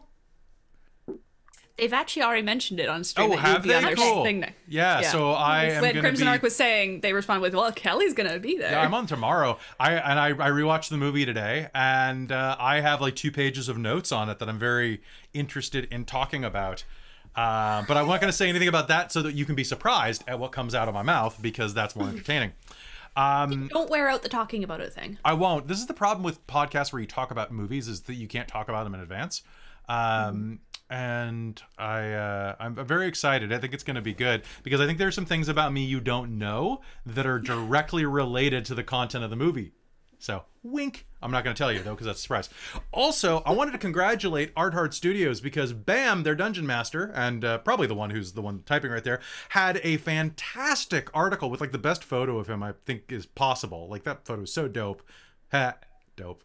Because of we D&D. But at Nevada's NPR did an article on Weed D&D and Art Studios. And it's real. I'm super jealous. I'm super jealous of you. And I want an article like that. And I want art. I want like a photo op like that because that photo op was really good. Does Bam have friends in like? Oh, Bam has friends the everywhere. media? How can he Yeah, it not seems have like, friends? honestly, Have you seen the way that man smiles? Bam, you connected. Right? Well, and just like I mean, he works. But damn, Bam. Yeah, Bam. Like you work the Vegas Strip, right? Like that's like what you do. You're a performer in Vegas, so you've got like tons of contacts. That must be rad. Like I mean, I guess we kind of do too, because like we're up in Victoria and Vancouver, right? So we've got like all of our people. Oh, hell yeah! I don't know who Tabletop Titties is talking to about this. About I think the church. it's Art Hard. Is it Art Hard? Okay. I think so. And then drinking and oh, thank you very much, Crimson. Yeah, sorry, chat. I haven't been looking at as much as I usually do because I've just been finding it's a bit. Ivy's a bit rusty tonight. Getting into her is a bit of a hard time tonight. But she's I was having a bit of trouble until I tried to rob you. Yeah. Then I was just like, oh, here we go. Yeah. Here's Claudette. Random question. Favorite And no, food? legit, Claudette is this innocent. All right, so folks, this is the part where I'm going to open the floor to any questions from the audience that you can ask us directly one-on-one. So, favorite food? Probably pizza, but I'm really down for Mexican and most Japanese as well. Boom. Sushi. Sushi? Okay. High five, Oh, you know what? Christine. ice my cream mood. and movie theater popcorn. If I have to have, that's what I want. I want greasy pepperoni pizza, New York style. I want ice cream of any variety, and I want movie theater popcorn. Those are my things. Sushi and fried rice. Sushi and Just fried give rice. me my weight in sushi and I'll be a happy girl. All right, Caitlin. Spicy food, popcorn, and Greek food. Nice. And finally, Mike. Definitely. I thought you already spoke. Pizza is right up on the top of my list, and fish. Oh yeah, because you like to fish. is so good. Okay, Yeah, sorry, fish. Amy. I was thought... half hoping I could get away with not answering. Say it, Amy. No, Say you it. have to. Just be like soup at the soup store. No, I don't even like soup. But why are you at soup? Well, then don't say soup. Why am I at soup? I don't know. I'm at D&D, so like Are you at the You're in D&D the store? I was. God. Oh god. What's your favorite food? What's your favorite food? I really like the little Thai places, Matzaman curry. I really like that specific one. So good. Yeah, that's true. Um, All right. Question in the chat. Throw some questions. Let's do some favorite logistics favorite- person. and someone's saying favorite books. Favorite book's a good one. Favorite book is probably Legend by David Gemmell, or most recently, the one that I've been the most in love with is actually two, Kings of the Wild by Nicholas Eames, which Robin's borrowing from me right now, and I really, really enjoyed the seven deaths of Evelyn Hardcastle. Hardcastle. Yeah, I just Sitting finished on my reading- shelf, I'm looking at it right Yeah, now. you need to read that. It's really good. Oh, that's a really hard question. I think mine is it's such a random book, but it's called Bucephalus, and it's about the journeys of King Alexander's and Alexander the Great's adventures through the eyes of his horse, and it's a really good book. I've read it like 5 or 6 times. Just I keep reading because I just love because I'm a horse girl too, so it's really interesting to hear about and the history, because again we were speaking before the break. I'm a sciencey person, not a history person, so being able to read some history stuff is kind of cool. Most frequently read book, repeatedly read, Pride and Prejudice. Favorite light novels, anything by Mercedes Lackey. Yeah, that's fair. Absolute favorite book that just blew me away. One River by Wade Davis. Which is an anthropological story of a trip through, I believe, the Amazon River, going through both a historical view by an explorer who went through that area for kind of the first time from a white country, and then him following that route because he did a lot of work in Colombia and the Amazon rainforest and whatnot, and spent I think he kind of grew up in the part time in that area. He's had a lot of experience in that area, so he has lots of anecdotes and stories, and he writes in a very compelling way. Favorite tabletop role-playing game player that I've ever played. What? Well, Arthard corrects it to character afterwards, but the favorite player that I've ever played is, because you guys have seen me do this, where I have played you. Yeah. So I think my favorite player that I've ever played is probably either myself, literally playing myself, or maybe playing James. I think the most fun I've ever had playing anyone else's character is the time that I played Lark, Flame, and Gristle Grit at the same time with Mike. That was amazing. That was pretty amazing. awesome. That was great. I love that. That was really good. That was Acting. hilarious. Favorite tabletop RPG character. I think just role-playing character. I think role-playing LARP would we LARP allowed our count. LARP characters? Okay. I think so. Who's your favorite character that you've ever played? Oh, Sarah. Sarah? I mean, yeah, Sarah was a badass. Absolute badass. Well, and Sarah was one of my first real introductions to actually properly role playing. Okay, so you're technocrat in Mage of the Ascension. Yeah. Okay. Okay. All right. And I freaking loved playing Sophie. Oh god, that was fantastic. You're Sophie was a was mute brilliant. changeling who communicated through, well, mostly mute, who communicated through tarot cards. A combination of that and fairy tale books and pointing Okay. at passages in them. All right, Mike. Also, tilt your camera down a bit. You're kind of vanishing. Oh, so I took my corset off and now I'm slouching. Okay. So I would have to say my top two would be Very, because I adore playing this girl, and Jeb the Technocrat. Jeb the Technocrat. Because I will forever love him. He was amazing in every regard, and God, he was the worst. He was the biggest disaster in the world, and it will always be beautiful to me. There is a part of me that does miss playing Chloe, though. Oh yeah, absolutely. Robin. I was hoping you wouldn't ask, because I Who's your favorite right now? Who's your favorite of your current people? I don't know. Pick your baby. Pick which baby you save. I don't want to choose which baby. You have to drown the rest in the river. Nope. No. I don't know. I've been so new to it, so I feel like I love my sweet baby girl Vistra, but she's like, now that I've learned and gotten more comfortable. It was Vistra. No, because I like Ivy better, but I love Vistra because she was like the first main character that I built, but she has flaws that I if I do it now, I would change how I've built her. True. Also, your acting's really improved since you started playing Vistra too. It's good. You've leveled up. It's good. No, it's good. It's good. It is good. It actually is good. Experience. Caitlin. I really enjoyed Elise from that one Candlekeep I was in. Just because I wanted to play her like I wanted to play her like a catalyst character, kind of getting things rolling, keeping things rolling, kind of thing. But I will always love my Technocrat Lucia. Cornucopias, who was kind of like a cross between Luna Lovegood and Sybil Trelawney. Nice. I also just remember your mage character, Charity. Yeah. I was so I loved that game, but I was so anxious during most of the sessions because it was my first time doing it that I get that anxiety blank. I do remember a lot of it, but there's a lot of it that I don't, and I feel like it was my first LARP, so I was like, oh, my acting was awful, and I didn't do things very well. You were great. No, Charity was fantastic. Favorite story genre? Right now, horror. Oh. Right now, absolutely horror. There's something about being able to experience horror that is very comforting in these troubling times, to see monsters tear people apart and be like, well, it could be worse.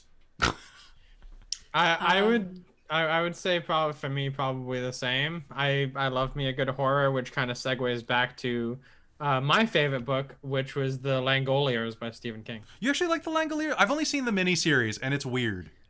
Oh, the book was way better. Well, the book was actually really good. But I mean, it kind of that one's always kind of spoken to me because of its very aviation centric as well. Fair. Of course you love it. It's all about flying in a plane to escape things that eat yesterday. It's all about planes. No, literally, it's about things that eat time as it passes. Yeah, it's super. It's a short. How much cocaine do you think he was on when he wrote that? Yes. Okay. Do you read, Mike? Do you spend time reading? I don't read too much, but I do audiobooks a lot while I'm delivering pizza. Because there's a book called I, Lucifer by Glenn Duncan you'd probably like as well. It's about... Or maybe it's just... Why are you under the bed? I don't know. Oh, Getting into stuff. Christ. Getting into stuff? I forgot to put the pillow there. But... So horror. All right. Show of hands for horror. Say psychological. Psychological horror? Okay. Yeah. Okay. I like me some action adventure. Yeah? Yeah. And Christine, it's more like fantasy and stuff like that, right? Fantasy sci-fi. I love stuff by Mercedes Lackey, Anne McCaffrey, David Eddings.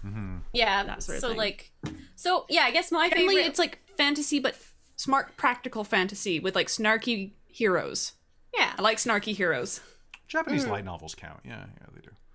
So I was just thinking, because I don't have a particular favorite book, but I do love a lot of Anne McCaffrey, Tamora Pierce, a lot of stuff by Garth Nix actually.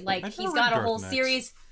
He's got a whole series of books about necromancers. It's Garth Nix is amazing. So good, right?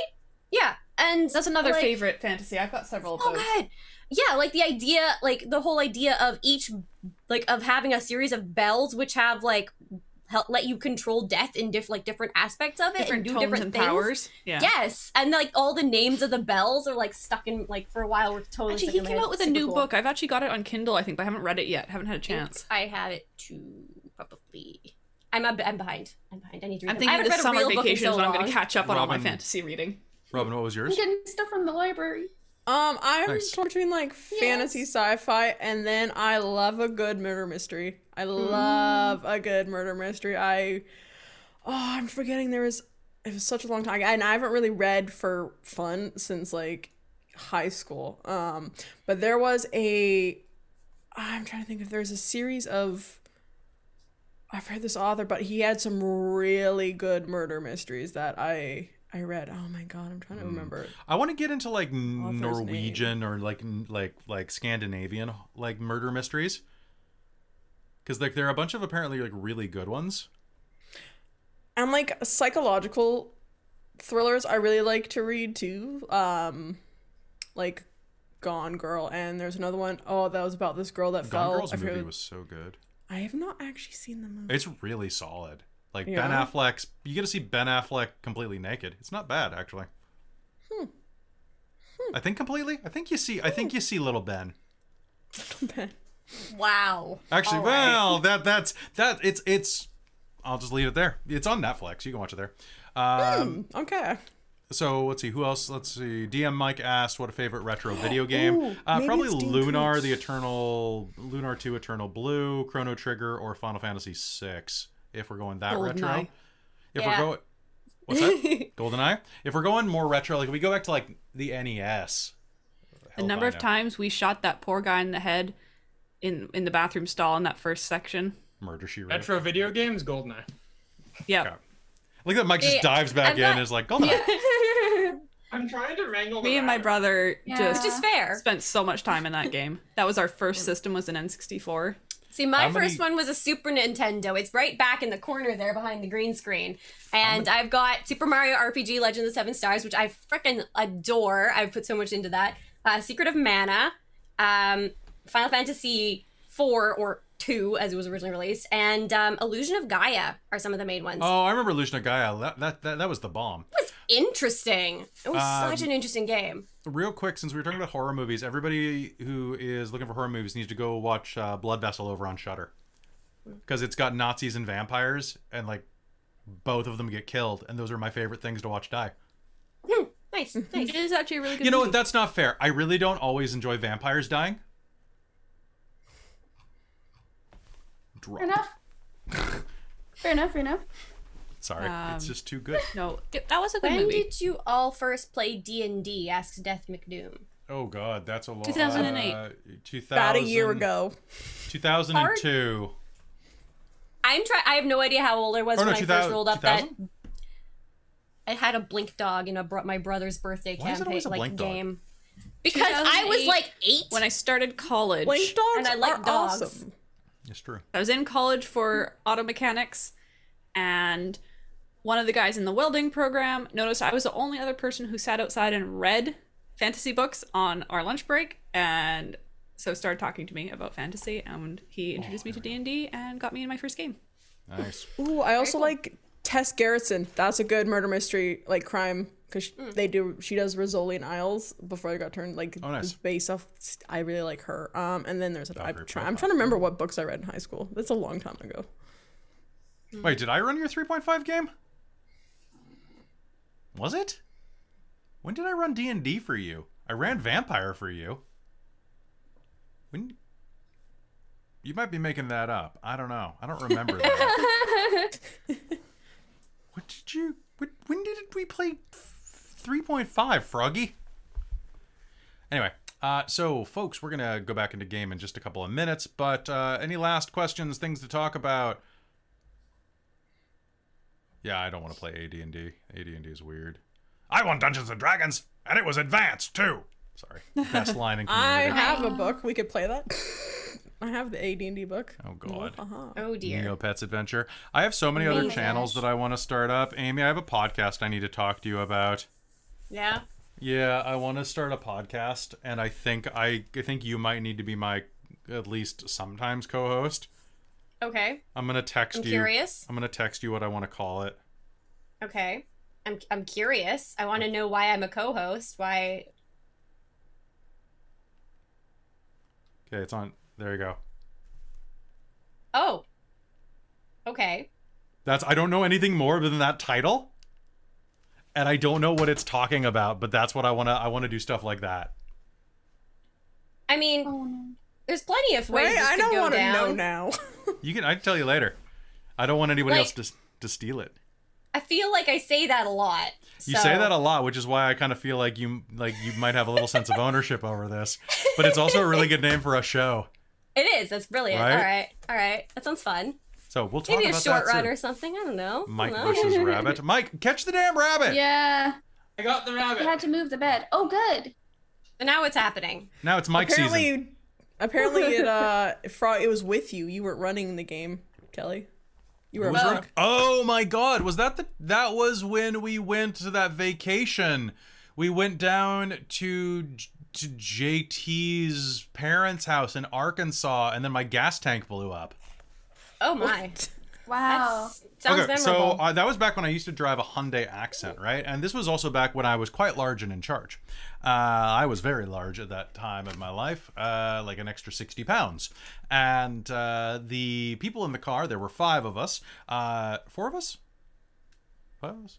There were at least 4 of us in the car. And I was about on par with 2 other of them in weight in a Hyundai Accent. So when you're in a Hyundai Accent with about 1,200 pounds worth of luggage and bodies in it, it's very hard to slow down going down a hill, which is really odd, where in the middle of Arkansas, someone put a large, sharp rock over a foot tall in the middle of a road. Oh.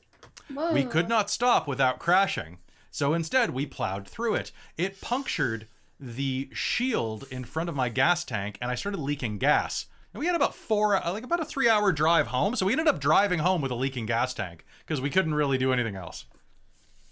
Yikes. So that rock in the road cost me like $1,000 or something like that to get the gas tank, because they had to replace the entire tank, and they had to replace the shield plate or the strike plate, whatever it is on the front of it.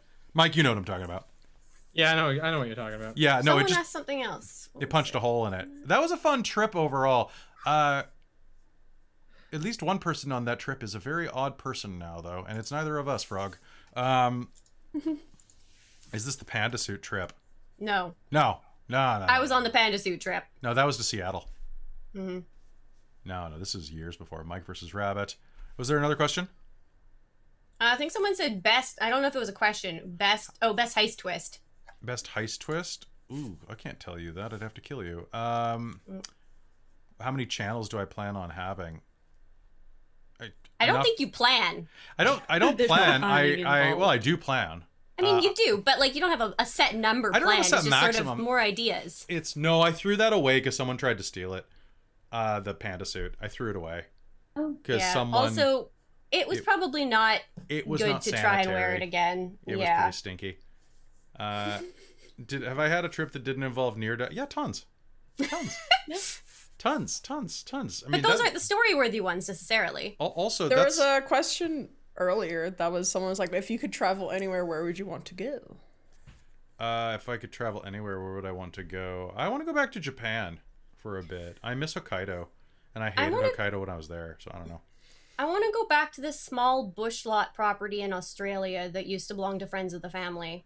Nice. That you look out the window and there's just like all of these like parrots and like cockatiels and things, and there was an echidna that was hanging out underneath the water tank, and like you Was he walked collecting down rings?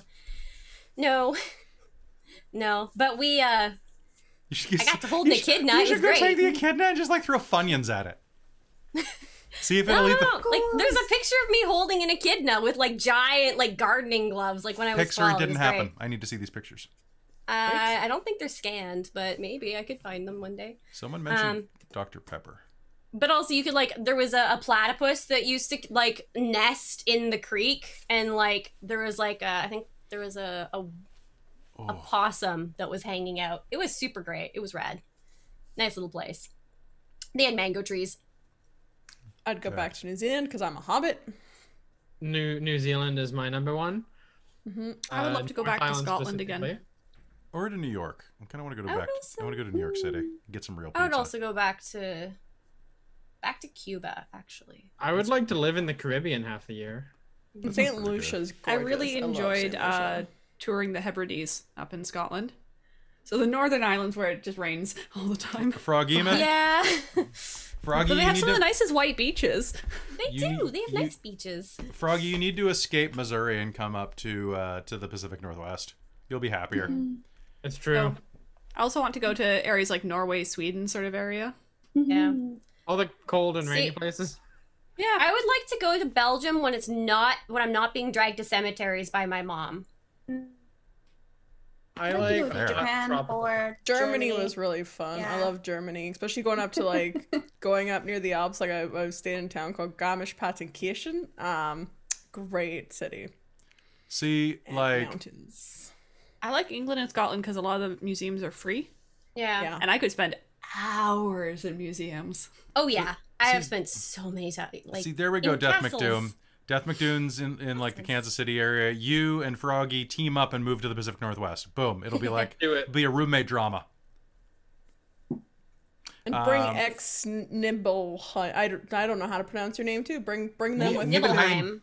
Nibelheim. Escaping the Name South. soon. Where in the South are you, Nibs? I'm gonna call you Nibs. That's our name for you now, Nibs. Yeah, Nibs. Unless you really don't like it, in which case. Unless you don't like it, in we'll which fight for case, yes. then you'll be Nibelheim or ex Nibelheim. Is there another X at the end? No, Ex just the beginning. Nibelheim. It's not ex Nibelheim X. Okay. Is it pronounced? Is the X pronounced? Because my name used to be Exocotic, and the X was pronounced, which I think may have messed with a bunch of people. Yeah, it did. I didn't read it Yeah. that way. I know. You've only been to I did 'cause Florida, you told me Texas, so often. California, Tennessee, or Mississippi. Some of the most divisive states. Interesting. Those states like to fight each other. I was thinking of Wyoming or visiting Ireland. Those are some separate choices. I want to go to Ireland. Ireland. You're a Texan. My mom and my All grandma right. went without me, But but they brought me back a penny whistle. Germany's great Nice. though. Like I do like Germany. The last time I was there was basically the same thing that Amy had with Oh, being dragged to dragged to cemeteries because I was there on a field school for the Holocaust, and have so a that penny was whistle. fun. So I spent 3 weeks going Irish through tin death whistle. camps. Yeah. Fun. I've been No. to. I went Oh, to wait. like Tynecott Cemetery in Passchendaele. That's great when you're 9. I went to Germany and I went to the Mosel. I went to wine country in Dusseldorf and drank beer. I Nice. just That's more probably fun. better. Oh, see, It was like better. I Twitch, it Twitch. I want to know if you're the it witch or your I Twitch. I will find out Right? one of these Or days. the IT witch. Oh, the IT witch. I don't know I which hadn't one thought it is. about that. They're all good. IT witch. So Hong Kong is fantastic. I wish that. I'm glad that I went while you still could. That's a bummer to say, but hey, like Hong Kong's great. What my favorite thing about Hong Kong is the food is really cheap. It's super cheap. Like $3 for a dinner if you go to the right places, and it's like, damn. And it's like, real Chinese food. It's pretty great. Oh, downtown Shibuya. I like that when I went over to Japan to teach English. The first thing they do is they put you in a hotel that's right next to Kabuki-cho, the red light district, and they're like, "All right, number 1, do not go to Kabuki-cho. Okay, it's dangerous, and there are yakuza and hookers, and it's awful, and there's drugs." And then like 4 hours later, I'm like, "Hey, who wants to go to Kabuki-cho?" So Naturally. we went partying in Kabuki-cho. It was great. It's mostly that they had like 4th-floor like Sega arcades and stuff as well, but it's also like there are yakuza in alleyways and stuff, and it's great. It's great. You do what you want to do. It's fine. Just if you're a foreigner, you're fine. Just don't do anything stupid. Japan's great that way. In fact, even if you do stupid things and you're a foreigner, you're generally fine. You get a guide and smash through things. Fair. Because it's easier just to let you go be this weird gaijin in the corner than it is to try to like calm you down. This is weird. No, it's true. Like there are a lot of times where if you just like do something that's like totally against the rules, they'll just look the other way. They're like, nope, I'm not gonna be the one that tries to talk to him. Oh no. Okay, so You have to use your powers wisely, though. You can't. You have to be careful. when you say Gaijin smash through things, and then my brain went kaiju. Yeah, that's how. And I'm like, that is how. So there used to be this blog called the Gaijin Chronicles, and it was about this dude who was in Japan and his adventures as a 6'4" black man in Japan. I think I've read some of that. It's not on the internet anywhere, but they actually convinced me to go to Japan. But his thing was he would constantly say, sometimes you just have to Gaijin smash and pretend that you don't understand that you can't just walk onto the train. Or something like that, or that you know, occasionally they like the cultural mores expect you to be a certain way as like, you know, like a big stinky gaijin type. So sometimes you can play that to your advantage to get like more room on a train, and like sometimes you just need to gaijin smash. It was good. dear. It was good. I missed that blog. Is there a movie theater suspended over the highway in Shibuya? I think so. What? Did you That's know it's insane. not legal to put ice cream in a mailbox in Japan? Well, I think guess what Adam have just to do told if you I that so go he didn't to- have to send you ice cream. Also, for Nibelheim in the chat, funny that you mentioned that your name is based off Final Fantasy VII, because my rabbit, Vincent, his full name is Vincent Valenbun. Oh god, it's a fucking Final Fantasy Oh. VII reference. You You couldn't have didn't picked a catch that? There you you go. couldn't have picked a good Final Fantasy. Oh, I believe Hold it. on, I'm rolling for damage on I that. hear the original's good. The original's I okay. plan to play it eventually. Okay, the original Final Fantasy is fine. The translation's kind of weird, and like the last part doesn't make sense because of their use of the word clone. And you're like, Oh. but that's not what a clone is. Okay, anybody who argues with me on that does not remember playing the game like shortly after the Dolly sheep thing happened. Like the first sheep cloning happened right okay. before Final Fantasy VII. So the cultural lexicon for the word clone meant something very specific. Okay, so Final Fantasy IX, Trizelda, man, why you got a James like that? There's only Final Fantasy. There's only Final Gotta Fantasy say. 3/6. Oh, Final Fantasy never, 8. Final Fantasy 4. Come on. No, 4's good. never played them. 4 same. It's okay. Same. 4 Okay. is what That's gave me quite the like 13. helped form Well, my concept of that's what a not paladin true. was. I technically owned 2. I got so stuck in one spot where I couldn't move forward and I couldn't move back to level up. I was on a road and I didn't have the gear I needed to keep going. So Very early in the game, like within an hour Which or system so. was it? Which one PS2. was that? Oh, okay. So that was okay. probably Final Fantasy X. Final Fantasy X was Probably weird. 10. Or 10-2. Oh, It 10. could have been 10-2. Did you change dresses as part of your combat? That was 10 too. You act Yeah. like I got that far in. Yeah. See, I did not It was like the one 10. with the 3 chicks. Yeah, that's 10. Yeah. Yeah, I did not like that's 10. 10. It And all was the so singing. It was too railroady. That's 10-2. That's 10-2. That's 10-2 even. 10-2's Okay. bad. That's- 10-2's really See, bad. Confusing. All I know about it is what Alice showed me. Okay, that's Alice, fair. Alice got it for you? It was 10-2. No, Alice didn't get it for me. She showed me it, and then I eventually got it. Because I was like, oh, well, this seems kind of cool. So- and I was in high school at this point. It was 10-2 Fair, yeah. then. I got very, very stuck, though. Can very, we all very agree that quickly. Final Fantasy Remake was donkey balls? I'm still so angry about it. It's so- I was I'm- considering it's selling so my bad. copy of it. I will. Like, I like some of the cutscenes that they did. Like, that was interesting. I liked some of the art, and it was, like, kind of neat how they, like, having extra dynamics between some of the characters. Probably even more interesting if you're, like, an actual fan of the original. Someone who has not played the original. Like, I'm like, I will happily the sell my padding. copy. So if Holy anybody sh- wants to buy that game just to try it, like, I'll sell you my copy right now. If I was originally gonna buy a PS5 specifically for it, but I never got around to it. Good luck buying a PS5. Yeah. God. I really could not handle. So like the combat system totally threw me off, and I kept getting told like, hey, no, like it's a really like people were trying to convince me the combat system was good, and every time I played it, I just wanted to go play Final Fantasy 15 again. I still haven't actually even installed Final Fantasy 15. It's like literally right there on the shelf, and I should. If I you should. want to, I mean, like.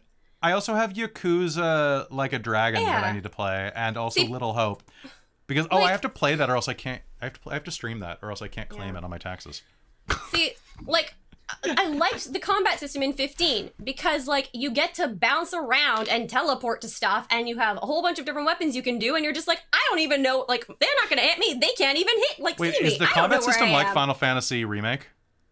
No, it's completely Okay, different. good. No, it's completely freeform. Like you can have a pause system where you can like be more tactical if you want to, but I usually just let it do its thing, and I'm like warping around trying not to die while like Prompto gets shot, and I'm like, Prompto, why you gotta be like this? And then you can just like auto, like you're just like, yeah, go heal yourself, and I'm then like, shoot this thing, please. And it's fine, it's good, and like teleporting around things, and it's super cool. Robin, do you have a PlayStation? You just have your computer, right? I have my computer and a Switch. Okay, well here's the deal. Once we are both given shots, I will come over to your house and I will log into your computer and family you. Okay. So you can access my Steam library. Because if you do, you will gain access to... Oh, ready for the flex? Ready for the flex? It's not as big as Millie's, but it's pretty big. No, just load it. Don't update. Load it. I just want to... What kind of shots? Like COVID shots. Oh, mine was trying to update today too. And I was like, no, I have a thing to do. Stu, no. Stu, no. We're in Canada, my friend, which means that some of us have our COVID shots and the rest don't. Some of us have Instead a of Final COVID Fantasy, I had DDR Extreme 2 and Katamari Damacy. So okay, Robin, yes, I also had those. Robin, if you get on my family plan, you will have access to my 447 video games. Good God, man. Amazing. Yeah, it's called sitting Humble about Bundle. the same. Humble Bundle. See, I don't like having that many options because then I have to like go through every single one and figure out which one I feel actually want like to play. It's that would be- overwhelming. I would say that too like much. that'd cause me anxiety. It's too many See, games. what you do, because I have access, is you sit down and you go through them when you have the energy to do so, look at their store page, And favorite then them. favorite them. Yep. Yeah. So then you have a smaller list at the top I need to of change ones my you're Steam name so actually that it's interested in not playing. dorky.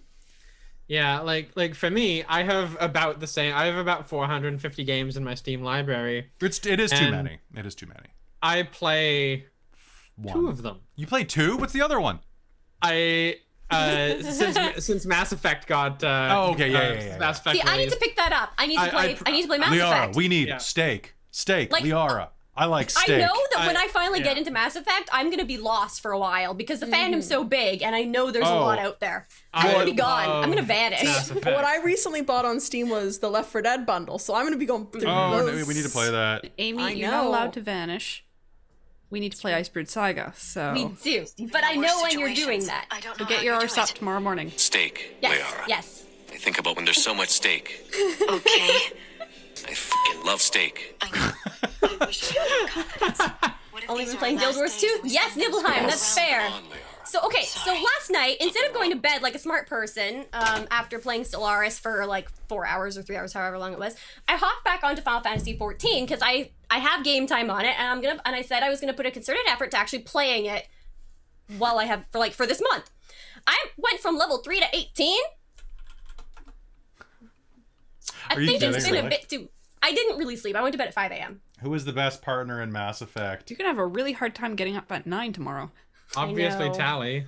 If I don't wait, no, we have Texas tomorrow night, so I have to sleep Bye. tonight. Okay. All right, so, by the way, and if anybody ever needs to stop playing Mass Effect, just start Mass Effect Andromeda. You'll forget the series real quick. I bought Mass Effect, so, like, I was really poor at the beginning of grad school.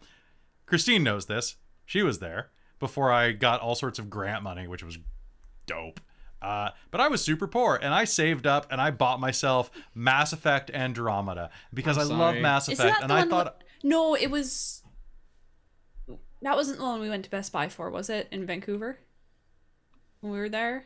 Or was that one of the Nathan Drake ones? Because you got really excited and we went specifically to one of the Best Buys because they had it in stock. I don't remember Some what game. that was. Was it? Was it that Uncharted Andromeda? 4? Might have been Uncharted 4, because Uncharted 4 I was super excited for. And Uncharted 4 is dope, and I will fist fight anyone who All says the otherwise. Uncharted are dope. All the Uncharted are really good. I've Like, never played them. They're really like. good. I mean, like the mechanics are a bit. I say this wonky. as not somebody who's played them, but who's somebody who watched them. Like, Okay. honestly, the writing for the characters is phenomenal, and by the end of the 4th game, you're like, it's like watching family fade off into the distance. Oh. They're so good. I need to But play more Sekiro. and no, Garrus is the best partner. No, Tally is the best Garrus partner. is good too. Garrus is Tally the best. so He's good. just so good. My He's my so- good. my squad is just always late Garrus and to Tally. the gaming Yeah, it always game. is. It is Garrus and Tally. Garrus and Tally. Or occasionally Legion. Oh yeah. Or, So, yeah, sometimes Legion. Yeah, sometimes Tally and Legion because I love. Do you know that who's pair. never in there? Fucking Ashley. Or Caden. Who? I don't even know who these characters are, and I can feel the shade. I hate both of them. I'm sorry, God, you're I talking still about have to play Caden and the Dragon racist? Yeah. The spacist? Oh god. So space. God. So spacist. And you know what? I still would take Ashley over Captain Neck from number Yes. 3. I fuck- would totally. What was his name? Something completely forgettable. You know what? The only reason I seduced him, turned him down, and then gained his special ability with the rocket launcher, or the grenade launcher that you get. So in the 3rd one, when you seduce them, you get their special ability. Was it James in the last one?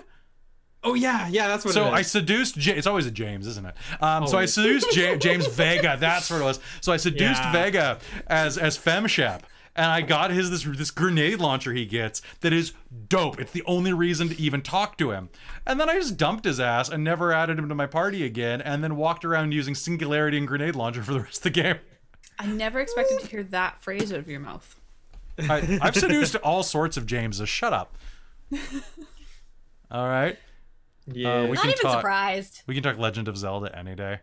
That's the only games I've. You guys are just like speaking. Link to the Past. Legend of Zelda: Link to the Past. Only Zelda game I've actually played properly. Like I played One of the the- intro to. What was the one on the Switch? It's Breath of the Wild. Breath of the I Wild. have that. No, and- the new one on the Switch. Oh, Like, the Not the open world one, the old fashioned kind of retro one. yeah. Oh my gosh, I'm literally looking at it. Link's Awakening. No. yes. So that's a redo of an older game. But yeah, Link's Yeah. Awakening is the one that you were playing. I don't like the big open world one. I got really, really stuck in the beginning and couldn't get it open. Yeah, you're talking I about Link's couldn't get Awakening. out of the Breath of the starting zone. Wild. Oh, it took me a bit, but I love open world games. That's why I love Guild Wars so much. It's open world stuff. I loved Breath of the Wild, and I love Ocarina of Time. All right.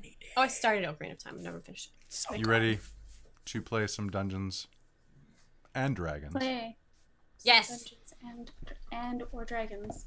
Okay. Well, I hope there's no dragons right now. Yeah, I would I'm like to gonna have roll an for extra order dragons. of dragons. Oh. I did not roll I mean, successfully for Claudette would be dragons. like thrilled. And suddenly Well, fuck, Farah Jimmy. appears. Hi. Okay. Oh Amazing. damn! I was gonna do something. I was gonna add the determination tokens. So next game we will. Oh. What's this? I got distracted away for a bit. Yeah, you did. So There, we I just must- did it we again. must See, it's easy. do- I don't know what I'm talking about. Don't listen We to were me. talking about you, James. Damn it! I messed up spelling that. Hold on, I can flip this. I can. Oh, I'm really off my game. Normally I'm just There like, we go. and it's all off camera. So hey, that's great. James, fun fact. You are an adult. It's not true. Dun dun dun dun. It's not true. It's impossible.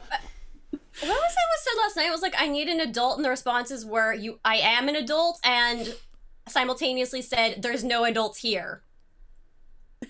Oh. What? See, for my responses, I need an adultier adult. 'Cause I Yeah, know I I'm like an that adult, one. but I need an adultier adult. I'm not adult enough. I need a Really, we're more playing now? experienced adult. Yeah. Favorite party game? Probably Smash Brothers, but Smash or- Brothers is no, so no. Favorite Mario party game? Party. Actually, Jackbox is really good. But anyway, we're gonna hop back in the game. we're gonna hop back in the game. Jackbox. So welcome back. Murder party. Y'all ready? Everybody, shake it out. Jazz hands. One sec. Hold the wig in place. Crack your necks. Let's get can't back on that toe. I just went to the Chiron. I need to crack my neck again. Flex your pecs, which you can't see because this thing is super baggy now. I don't think I've lost much weight. It's ridiculous. All right. You will host a Jackbox soon. Good. Team 4-star. Yeah. What about Curtis? I know him. Curtis and I are on Facebook together. I've interviewed that man in some very interesting situations. Yeah, I just keep remembering the Church of Shrek. Church, oh god. Oh, yeah. Anyway, let's head back into the game of playing roles. Are you ready? All right. 3, 2, 1. Hello and welcome back to the Reign of Emrys here on Dork Tales. When last we left, the party had reconvened in the center of town and trudged their way through the gray-green snowy muck toward what could only be the roadhouse that you had, the boarding house. Now, Crowder's boarding house was an establishment of 4 floors. A narrow building, but quite deep. The sound of revelry echoed out of the windows, and you could hear that it was a rather raucous establishment. Several of the windows on the upper floor was glowed with internal firelight or candlelight, and you could hear the sounds of a few people making coin the way that you sometimes have to in places where the economy has crashed. And that includes out back, where, in a circle of snow, a man and a thick-necked dwarven woman bludgeon each other. Ropes wrapped around their bare knuckles. The sound of crushing bone and teeth. The sound of half a dozen miners circling and cheering and throwing whatever flat coinage they had into a pile. Around the front, the sign for Crowder's Roadhouse swung haphazardly in the in the soft breeze. And the door, although it should have shut, never really seemed to. Always hung off of its frame and swayed in and out with the gusts of wind. Whenever it got more than a foot open, it would be greeted by the sound of, "Shut the damn door!" And someone would hurriedly go and shut it, with a foot, with a fist, with an ass if from one of the waitstaff carrying the mugs of ale around. And this is when you arrive at the front doors. Someone shouts, "Hey, shut the damn door!" And as someone approaches, one of the waitstaff, a tall, thick-necked man with blue eyes and just the barest curve to his ears that suggests a bit of distant elven heritage.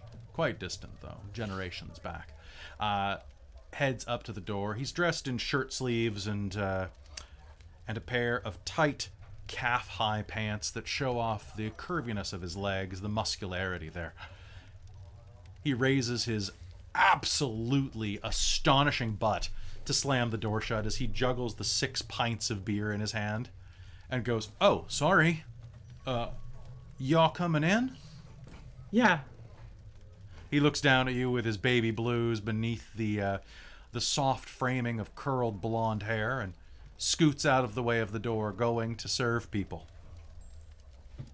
Very wanders right on in.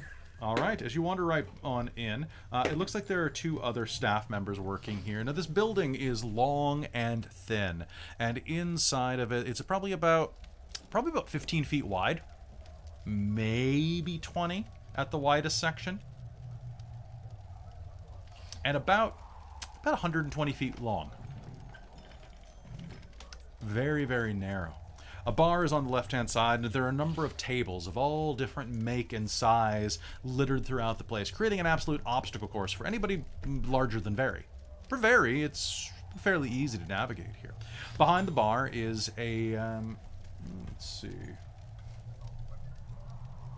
who is working tonight?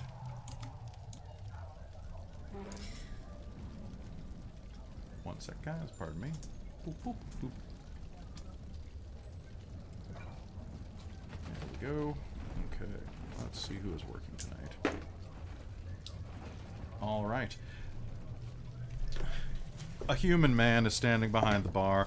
This one has blonde curly hair, much like the other one, but the man himself is about 5'5", pushing into his late 40s. Short and with a heavy double chin. Hair starting to recede a bit at the back from those of you who are tall enough to see the swirl of baldness slowly working its way out. He smiles over a red, crushed velvet vest that's threadbare around the underarms, and continues to pour beer out of the tankards.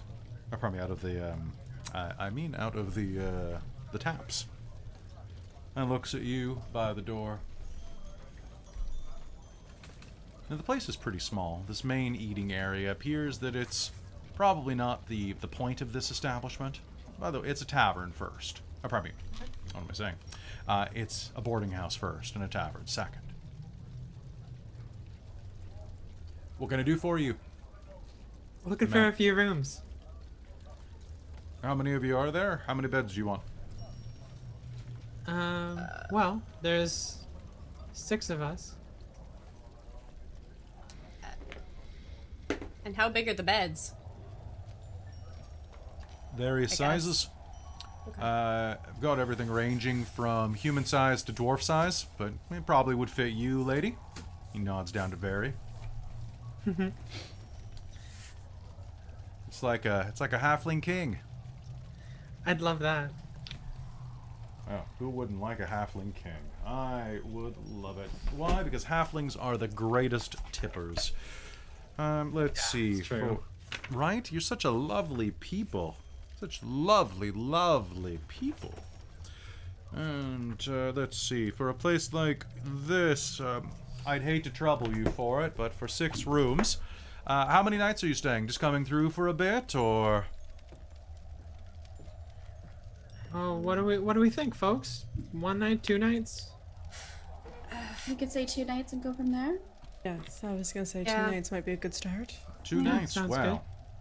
6 rooms. Well, let me just see what I happen to have. He pulls out a large tome. Well,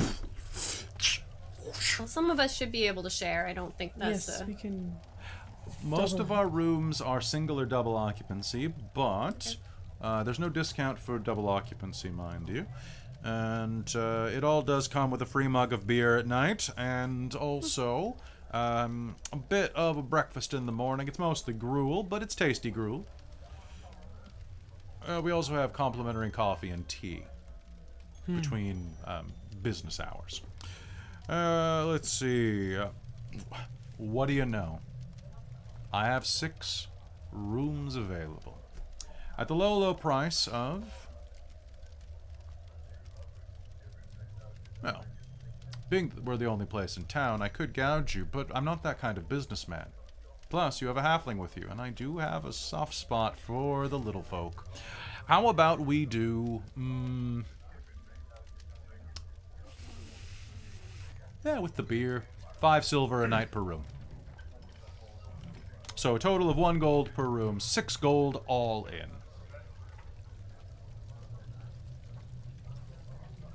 Yeah. Right. Insight? Yeah, sure. Yeah. I just want to think, how reasonable is this sort of?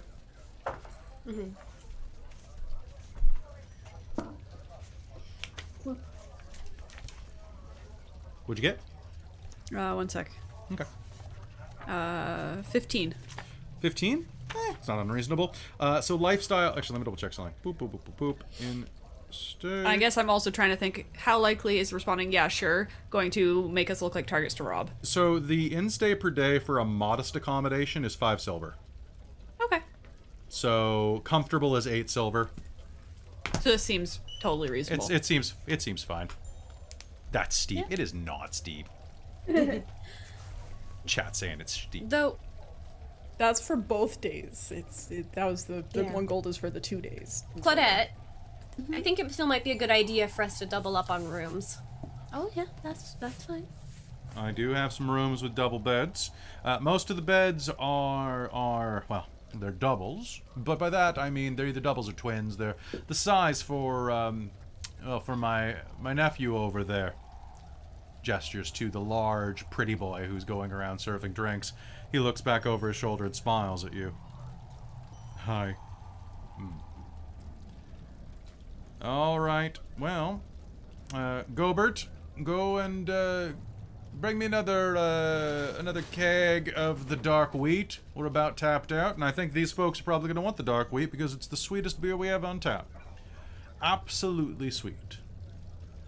Does this count as business hours for Coffee and tea? Well, business hours. I'm still behind this bar, so absolutely. And by the way, I apologize off the bat. Crowder. Cisco Crowder. Pleasure to meet you. Meet you. I'm very, very pretty. Very charming. very Soulstar. I wouldn't say I've never met a Soul Star before, so I can't say how much of one you are, but I sure would like to know, little lady. Well, and as for the rest of you, so who's doubling up?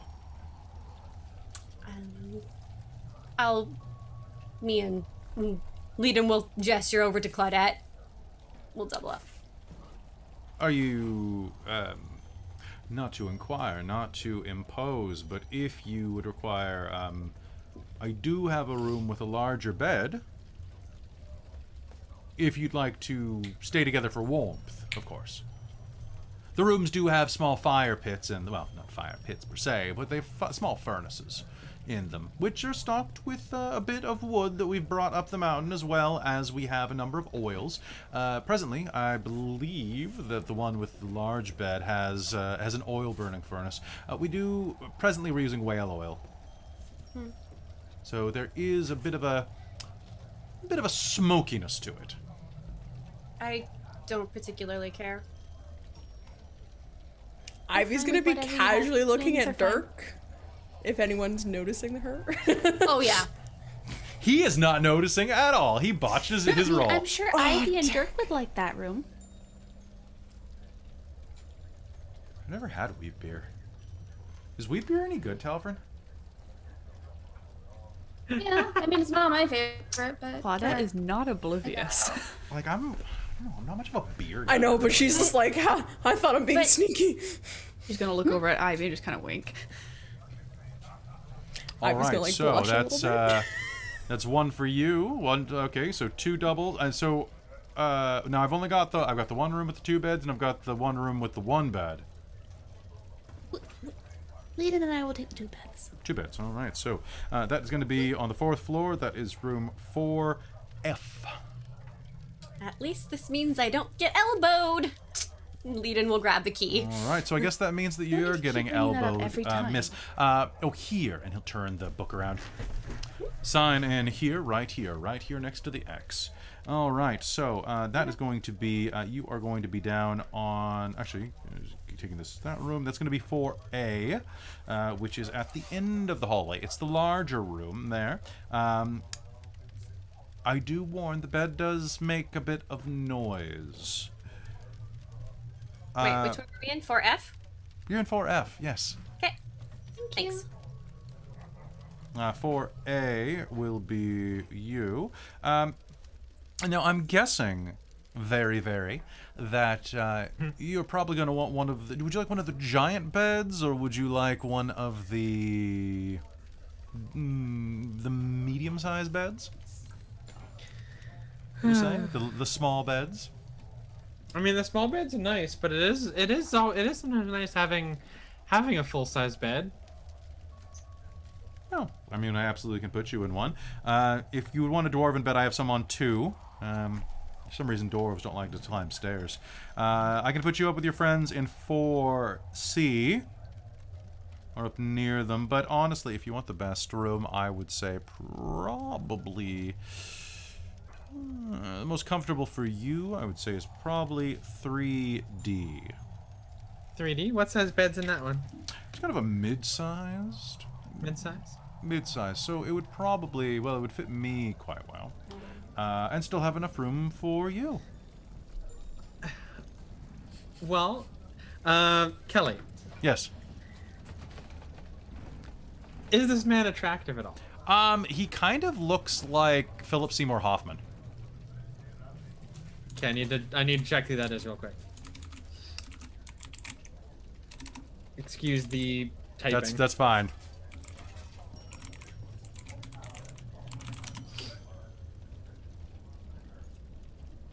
Oh, that guy! Yeah, he kind of looks like that guy, but like kind of late 40s. Okay, so that guy, but a bit younger then. Yeah, he's definitely landed on thick though. Hold on, I'm gonna make a persuasion roll to see. Yeah. You know what? That's like a 19 on a persuasion roll. Like he's got the charisma, he's got the confidence in him. Whether or not he's got the charm. Yeah, or the talent to attract you is your own business. But anyway, it's quite an enjoyably sized bed. It's the same size as my bed, actually. Is that so? I generally really like to keep the quality of my beds up to something that I would sleep in. Now, for your tall friend here, for example, I would put you actually down on the second floor. We occasionally have some orcs come through here, and they like to have a little bit of wiggle room. No, I got you. Sure. All right, so Sounds suitable. 2A it is. I appreciate the variety of sizing you have at this establishment. It's quite impressive. Oh, I like to make sure that everyone is fit and comfortable. All right, so all of that, and it's just the 6 of you now.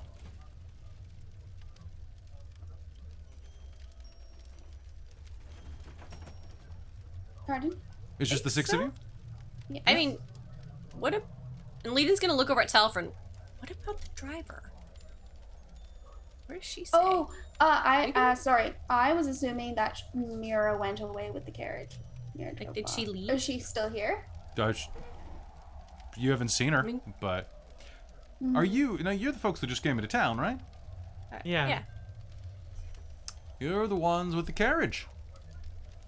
All right. Well, the driver told me to set aside that you would be covering her room and board as well as the horses. Of course she Naturally. did. Of course she Fuck did. yes. Is that not the case? No, I guess that's the case. Sure. Sure. All right. So horse coverage, stabling, and heating. So right now we have you at 6 gold for. What's that? Insight. Sure. I just want to see if, like, does it sound like he kind of went, they don't know, let's tack something on that never got told to me, sort of thing. Well, I rolled 19, so 21. I also rolled a 21. Oh, shit. So, actually, no, he probably is higher than that. I don't know what his skill is. Well, I mean, if you're staying for a couple of days, I think that's probably fair to give you a bit of a discount. Now, I have to keep the horses warmed, or else they'll freeze to death out there. With oil there, and do you want the horses fed? I'm assuming you probably didn't bring bales of hay up with you. You might have. You never know. Feed is probably a good thing. Well, I'll tell you what. A horse eats as much as one of you sleeps, at least. So why don't we say, all told for all of you, for 2 days, it will be 9 gold.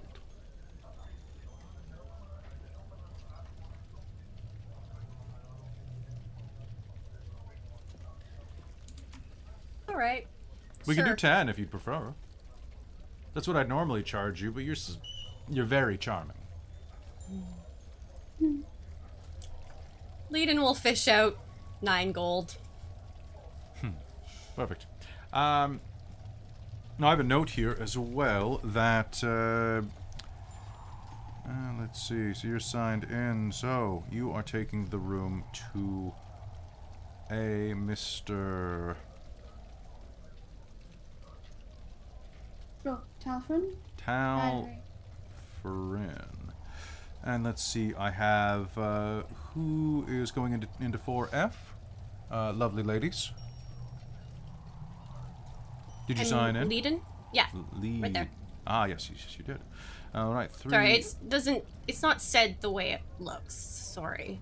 Oh, absolutely, it is. It is. If you understand certain tongues, of course it is. I am very well versed with a number of regional dialects. You have to be an innkeeper out on this side of the continent. A number of people coming through. For example, Talfrin.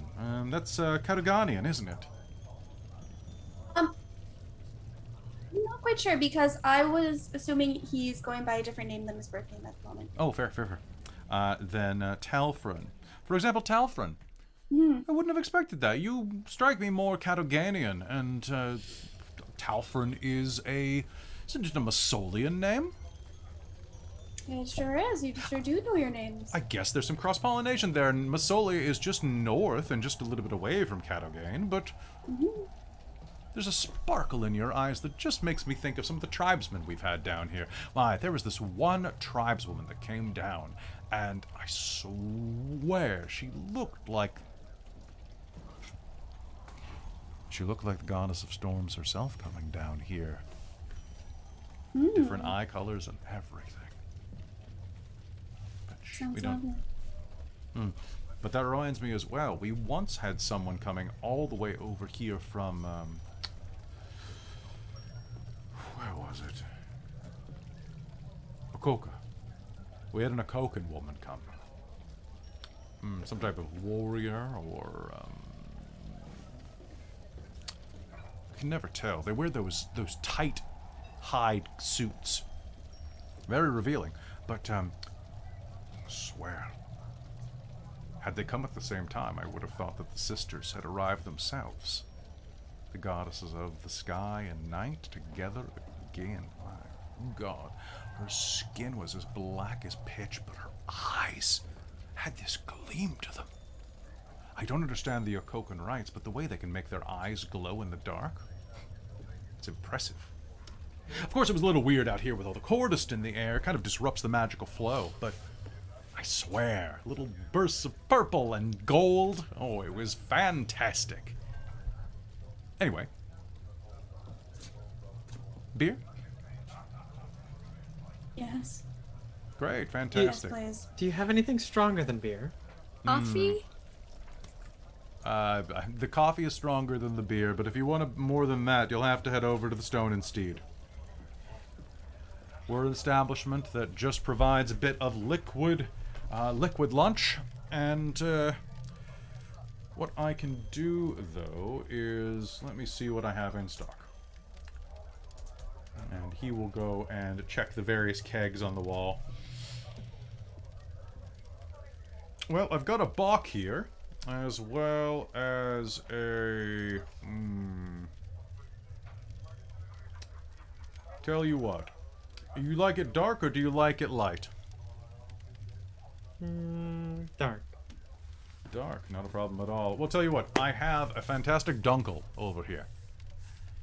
Very rich, creamy head, and it is exactly what will do you good. Now, it's honestly a dark reddish, very malty. It's a storm brewer. Oh. Okay. That sounds lovely. It absolutely is. Now, I have a Masolian red ale as well. I've for the Masolian here. Masolian red ale, nice little bite to it. A little bit of creamy finish. All right, let's take that one. All right, and then besides that, what else do I have? Well, I've got a lager, and I've got a Well, actually, I do have, if I'm not mistaken, no, starts going around in a couple of the bottles under his counter.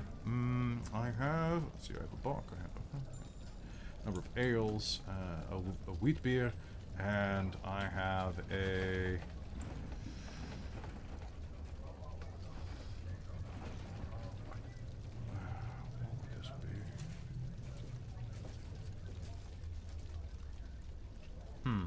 Well, I mean, I've got black beer. If anybody wants stronger than that. I'll have that. If you're sure. It's brewed with anise directly in it, so it's got quite a bark. Very kind of like a licorice beer. Sounds perfect. I like a little bite in my beer. All right. Ellie, Yeah. how tall is the counter here? The counter here, there are places where you can step on it. Basically, you think that people use it to put their feet up. If you climb up on the stool, you can see over the counter, but the counter is probably about 3.5, 4 feet tall. Okay, so a little bit taller than Barry. Yeah. Okay. So I guess she's sitting at one of the stools. And so when she gets her drink, she's gonna lean forward on her elbows and be like, so am I gonna need a key for my room tonight or no? Well, absolutely. I was going to give it to you at the end of your drink, but hey, here you go, and he'll slide the beers in front of everyone and go and pull the keys off of the pegs for you. All right. 3D, 4A, 4F, 2A. Fantastic. Is there anything else I can do for you lovely ladies and fine Masolian gentlemen? She's gonna grab the key that he slid over to her and be like, so is this the one with the comfy bed? It's the comfiest bed in the house. Well, that sounds just lovely. Do ring your bell if you need anything at all. We don't do room service, but I can make an exception for such rare travelers. About that coffee?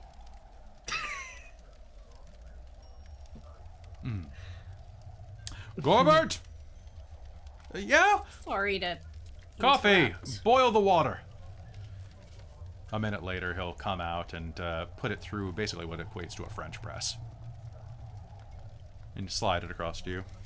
There you go. Thank you. Much appreciated. No I worries. need this.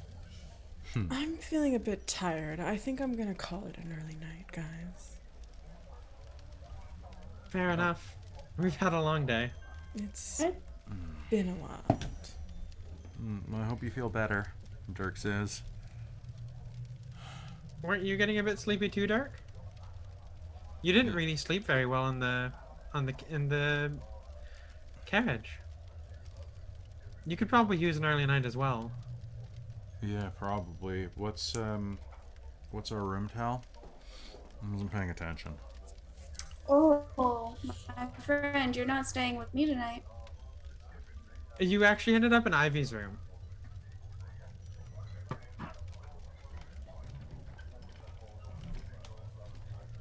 You could use an Is early that- night.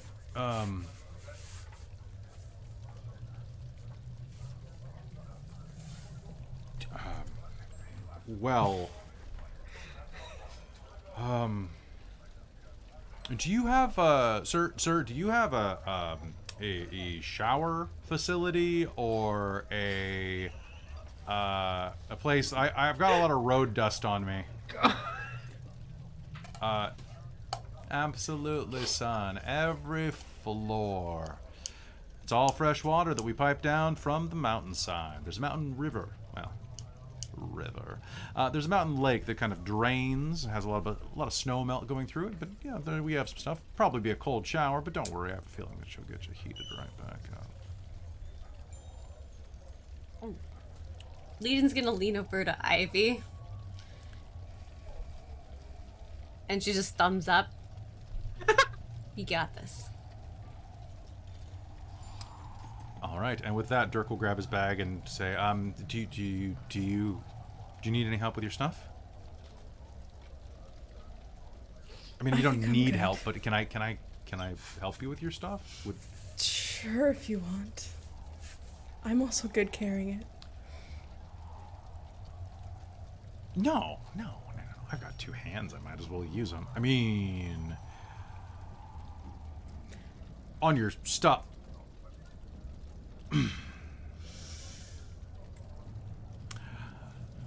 After you. Sure.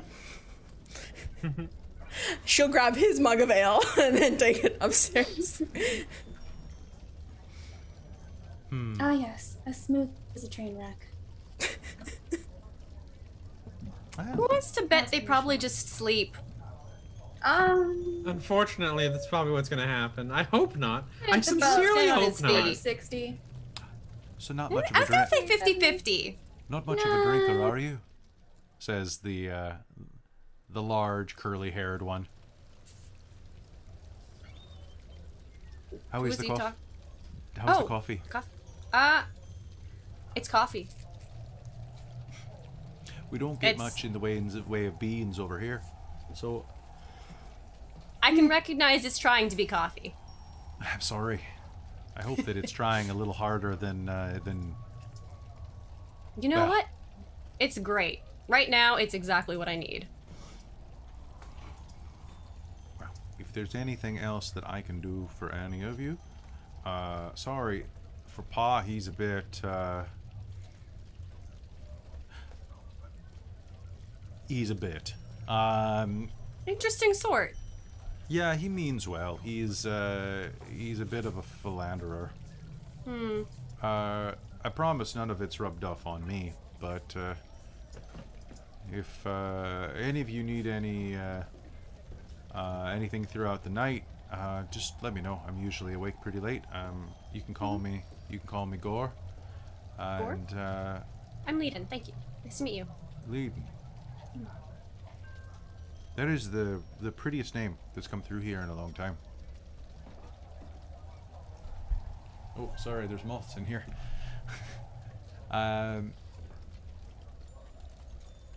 Anyway. You all have a good night. What are you talking about? You talking with the guests? Come on, let them go to bed. Let them go to bed. I'm just saying hello. I'm a loud paw. You're a lot of things. Loud's one of them. Anyway, best of luck to you. Come. I'll be cleaning up down here tonight if you want to talk some more. He goes to bed pretty early. He's an early riser and an early crasher. Yeah. Keep it in mind. Good to know. All right. And with that, the Cisco Crowder, kind of leers at you a bit, kind of with a little bit of, maybe not menace, but a little bit of horny jail. And what do you all do? I think Leiden will actually stay up for a bit drinking coffee. And just looking at the place, seeing if there's any interesting things people are talking about, just kind of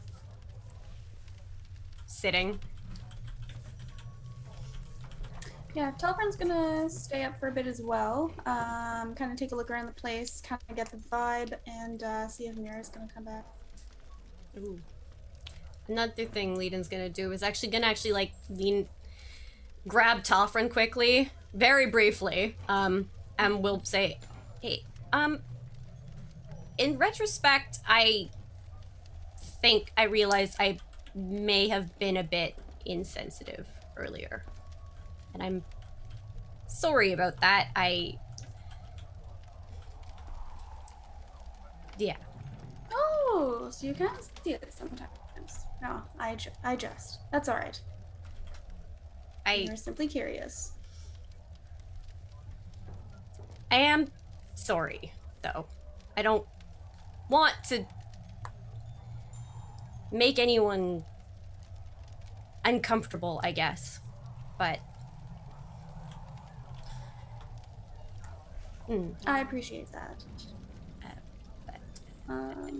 have a good night. And she's gonna abruptly leaves. You too. You shut the door as Leiden leaves and take stock of the situation for a minute. What the hell was that? No. There's a knock on your door as soon as you settle back down onto the bed. Yeah. I'm just gonna go to the door. A figure shrouded in the darkness of the hallway is standing there. They're as tall as you, almost. It's quick. The feeling of a hand on your chest throwing you backwards. And can I get a perception roll from you, please? Also, hello, Raid. Good to see you, Madbird. 14 and 17. 17, 14, and so 17 total. You are pushed Sorry, back. 14 plus 3. Oh, nice. So you are pushed back. You tumble back a couple of feet, kind of catching your bearings, and looking up, you can see that the person that has shoved you is none other than your driver, Mira Rosk. Hey, about time you showed up. She shrugs the bandana off of her lips and steps inside, carrying just a single bag, which she tosses in the corner of the room. I was Where are you over. today? I'm a little drunk, Where are you? and it's been a while. Take off your pants. All right, let's And go. she'll kick the door shut behind her. She does smell quite strongly of alcohol and has just probably come back from spending the evening over at the pub. And as she kicks the door shut behind, you prove, in fact, that this large bed that is sized for orcs definitely is a little too small at times. But also, you thought that the one on the 4th floor was supposed to be the loud one. Also, the raid showed up at the perfect time. Yup. Hello, Raid.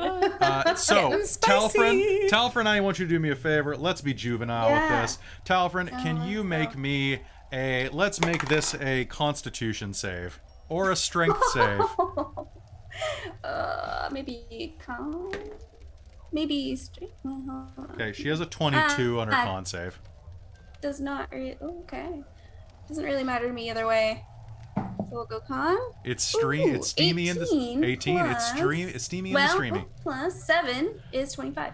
Okay, sounds good. So, Talfrin, you are going to remember why you and Mira got along so well. Perfect. She is a woman with many talents, and you are a man with a hardy constitution, which probably would mean that any other man would wake up tomorrow with exhaustion levels. You, however, will just wake up with quite a few broken blood vessels in large patches along various parts of your chest and neck. Because Perfect. she's a half-orc, and she's a biter. Yeah. Also, someone in the chat has the name Just a Few Morons, and I love that. Cheers. Is this a representative moment? Kinda. So for those of you who are just showing up right now, and I apologize if you're watching on YouTube later, we're just getting raided in the middle of the romance portion. There's been a lot of tension on the road between some characters, and they just got to an inn. So stuff is a happening. Meanwhile, Very, you head back to your room and end up. What are you doing with your evening? She was gonna probably have a quick shower. Okay. And then she's deprived. She's going to ring the service bell. Okay. The door opens and the aging innkeeper kind of leers down at you. I thought you might call. You know, I found this under the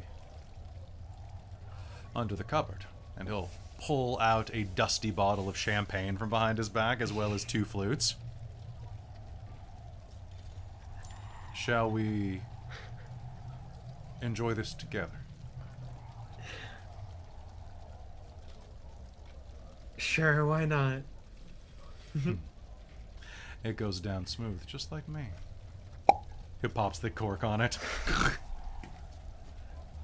And as he does, of course, he has been carrying this upstairs, so it immediately begins to shower out of the bottle, and he's like, oh. Like the prophecy. And he'll shut the door behind you. feel like Very is scraping the bottom of the barrel with this one. Very doesn't care. And leading downstairs, like chatting up the other guy. Yeah, like his son, Yeah, I think Claudette was Gorbert. gonna do the same because he seems a bit nicer and maybe would give us some information on who we're come to find, etc. Okay. Yeah, That's see, the plan. Very doesn't care, and she has 0 inhibitions. So you stay downstairs with Gorbert. Gorbert, everyone else is cleared out of the way. The lights have been turned down to aside a single oil lamp from behind the counter. Gorbert has pulled up a stool and is sitting there doodling in a sketchbook. Oh. As you approach, he doesn't seem to notice, actually. The front bar is dropped on the inn's front door, and you can see that bits of snow are collecting around the window panes outside. It's a positively pastoral moment of calm.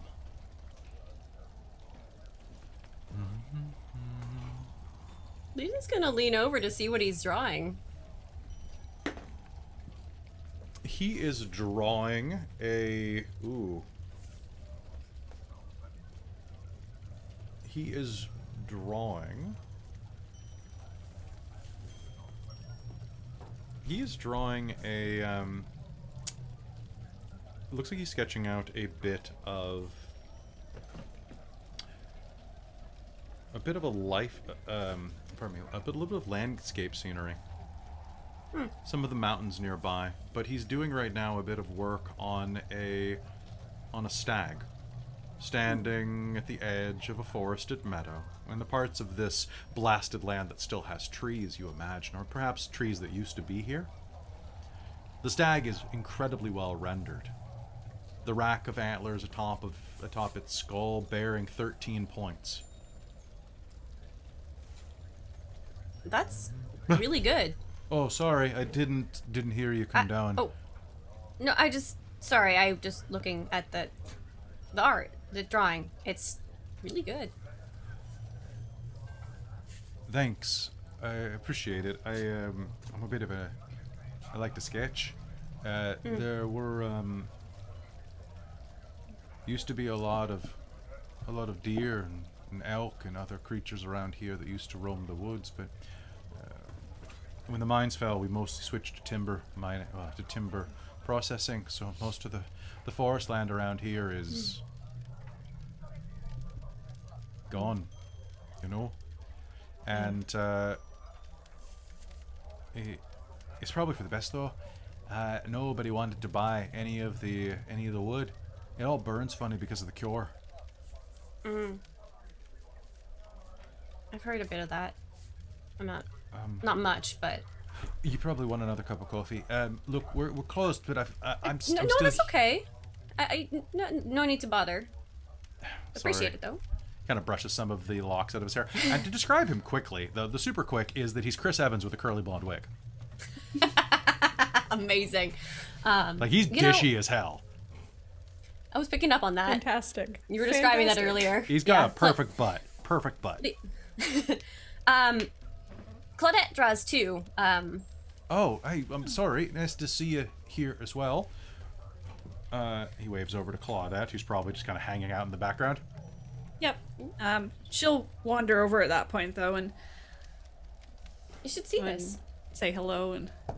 Oh, yeah, I've got a lot of them, and it's quite a tome actually. It looks like it's probably about the size of the guest book, which is itself the size of a spell book. In fact, it might actually. Claudette, I want you both to make me a roll real quick. Make me All right. Make me an investigation or insight roll. Your call. Ooh. You know what? I'm gonna spend my inspiration for tonight. Sounds good. Just because I will go investigation. Okay. So it was investigation or what? Or insight. Or insight. I will do probably insight, just because I think that's better for me. Yeah, insight is much better. 23.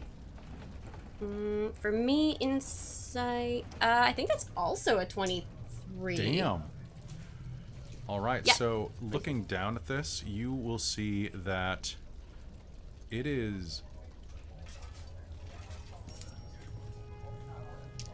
It is a spell book.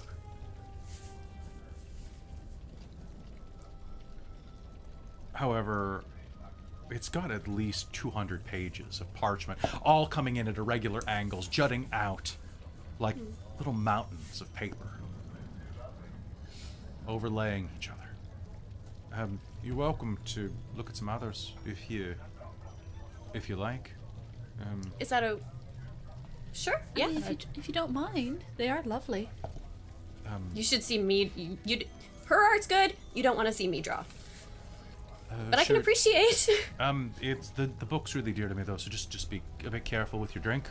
Oh, of course. Oh, that reminds me, you probably want some coffee, right? Unless you don't want to have coffee this late. I looked around in the back when you went up to drop your things off, and I found some beans that actually hadn't been ground up, so I can get the mortar and pestle and grind them for you. Would you be able to do that for tomorrow morning? I could do it for both for you. I mean... Well, I won't say no to more coffee. Honestly. And coffee or tea, or I could probably sneak you another mug of beer Claudette if you'd will like. lean in and be like, Leiden lives on coffee. I do too. Actually, to be... I heard it has some curative properties. I don't tend to sleep much, so there's just too many things to think about and do. I'll go get you those I'll be back, okay? And Claudette, anything for you? Oh, did you have tea, you said? Yeah, we've got black, green, and I think we have a chai. Oh, I haven't had chai in so long. That would be lovely. We have sheep milk to put in it as well if you want that. Oh, okay. It's probably not as fancy as you're used to from back north, but I can see what I can do. Just wait right here, and please don't answer the door if anybody comes. They were closed. It's probably just people drunk stumbling home from the bar. Okay, gotcha. Since he's kind of offered for her to look through it, she is going to flip through. Yeah, lean over her shoulder and look. All right. And with Does that, it look like it was like an actual spellbook in use, or it does actually. It was somebody's spellbook and he's now using it as sketchbook. In fact, as you flip through the front, you will see that there are a few pages missing, but what is not missing is, as you open it up, you can see that there's an engraved plate on the inside with nothing on it. But you know this trick. With a 23, easily. Calling down just the barest hint of magic to the tip of your fingertip, you can run it along the plate, and runes and Draconic will reveal themselves. Evereldis. The person who owned this book was named Evereldis. You can make me a history roll. Yeah, sure. Nat 20. Nat 20. Evereldis was an imperial mage who was fairly well known for doing basically kind of like federal agent type of like Mulder and Scully work. Evereldis was a mage who traveled around solving mysteries and kind of doing like, you know, kind of the frontier cowboy type of investigative magery. Does it seem like there's anything left of theirs in this book? At the beginning, yeah, you see that there are sort of. What's left here are a series of. There are several pages that have been torn out, but you'll see that at the beginning there is a couple of spells listed there as well that have been covered with wax, with colored wax streaks, like a children's drawings. She vanished about.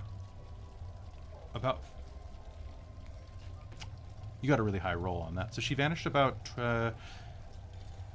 20 years ago.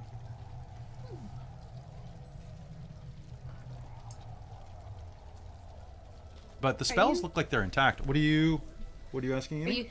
Oh, just gonna say, is Claudette sharing any of this as she's figuring it out? Because Leiden does not read Draconic.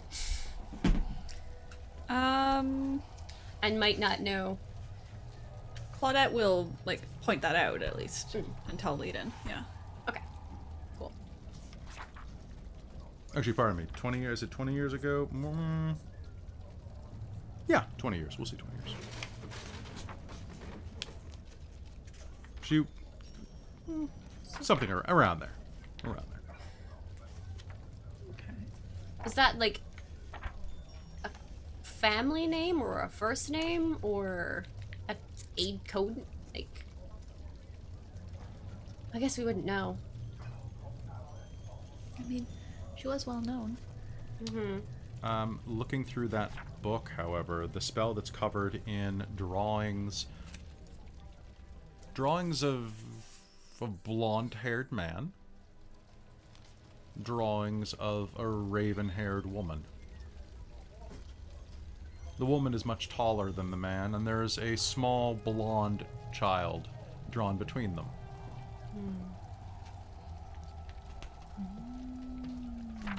You will see that there are a couple of spells actually there. It looks like they're summoning spells. Fairly potent ones as well. If you want to steal those pages, you can gain the summon celestial, summon fiend, and summon fey spells. That's a level 3, level 5, and level 6 spell. I want them, but I'll ask. Flipping through, you'll see hundreds of pages. Well, it's about 200 pages long, but it's actually longer than that if you flip through it. Somehow, it doesn't really seem to run out of pages. Must be an innate quality of the book. But you'll see the progression of an art style, beginning with stick figures and slowly developing through awkward phases into much nicer, almost flawless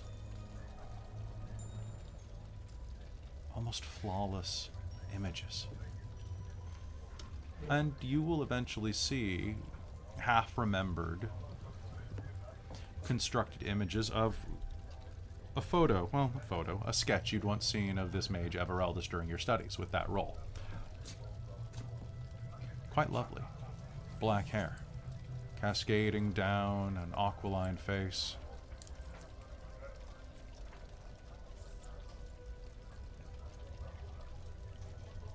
And then more sketches. Another one. A man with dark hair. Similar hair, similar eye colors, similar facial features. But as the art style progresses, you will eventually, Leiden, you will recognize the angel's face. The one who fought you in the council chamber. Oh. Claudette. Uncle Eric is written in common next to it. We need to ask about this.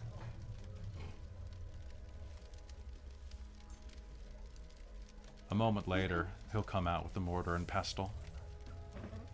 Pestle, I suppose I should say. Alright, I've got everything here, and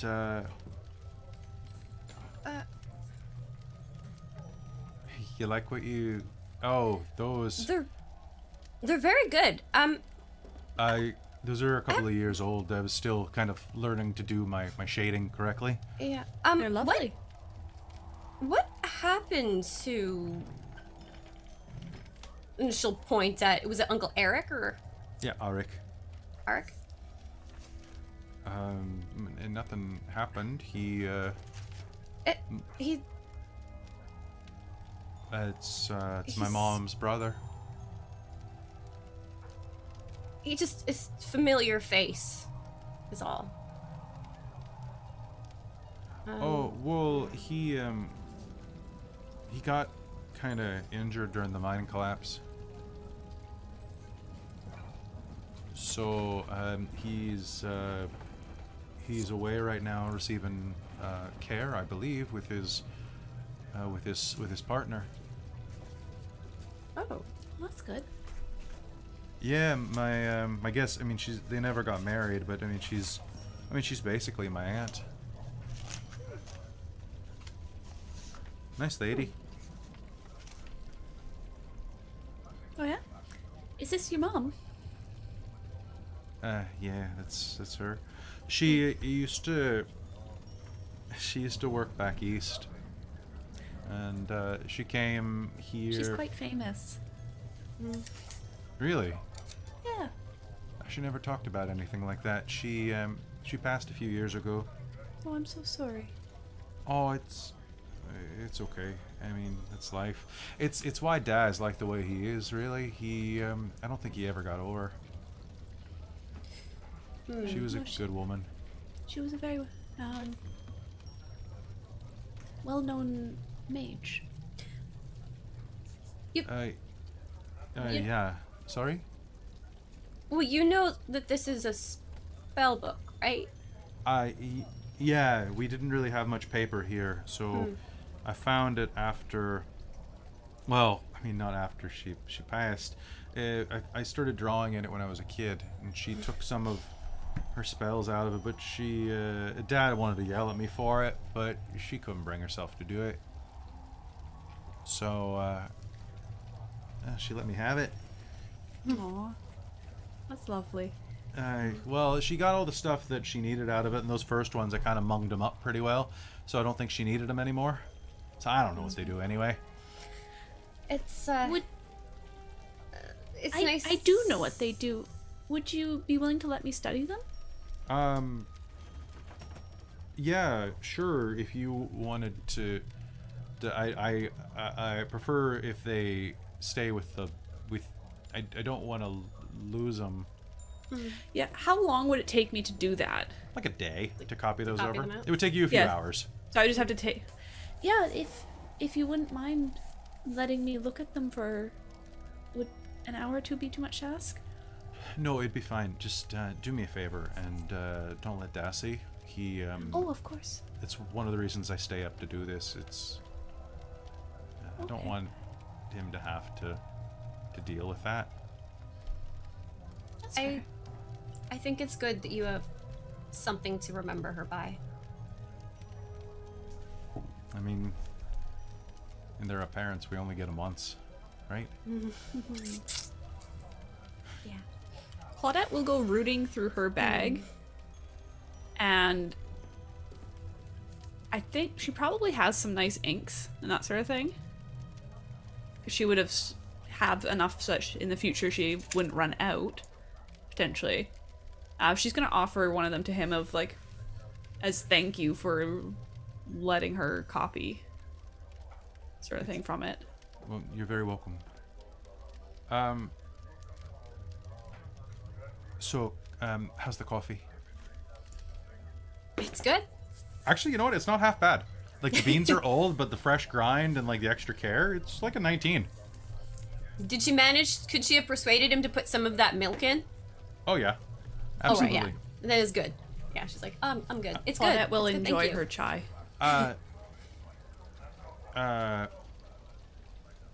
I was, I like coffee, too. Can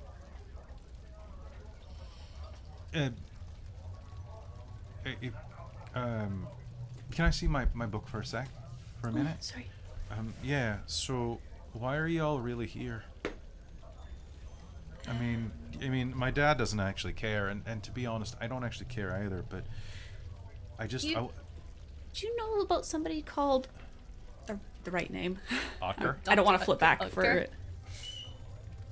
Is that your aunt? Or Yeah, it is. thought maybe. He'll start drawing a wide circle on the page. What do you hatches around it. What do you know about what she does? I know you should be careful. She and my uncle have paid people around town. Any Imperials show up, they're to be stopped. Dealt with? Yeah. Yeah, the Empire's not done too much good stuff for us out here. We're starting to see that. They worked a lot of people to the bone. I was lucky. the mine collapsed when I was just still a little too young to start working in it. When I said your uncle was familiar, I think we saw him the other day. But I don't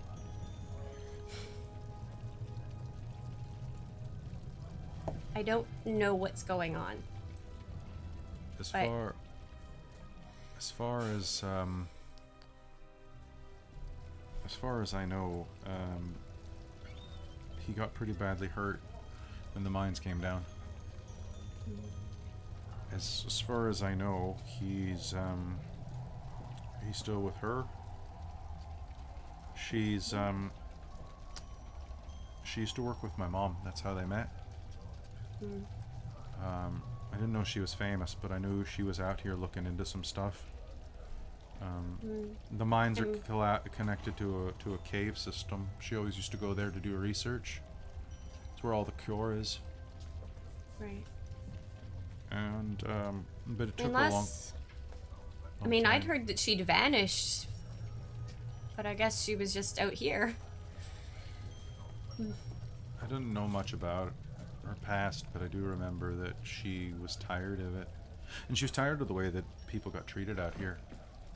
When she met my dad and had me,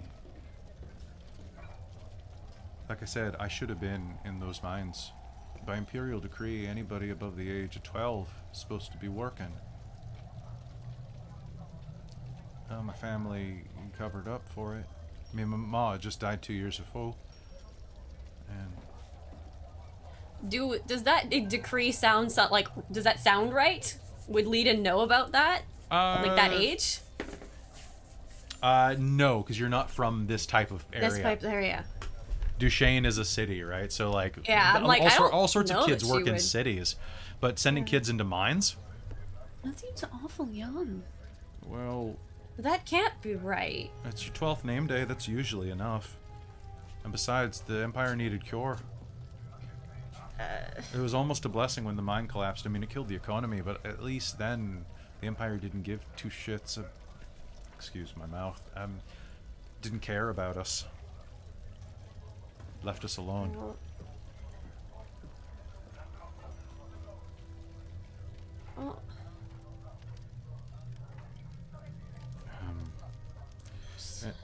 Anyway,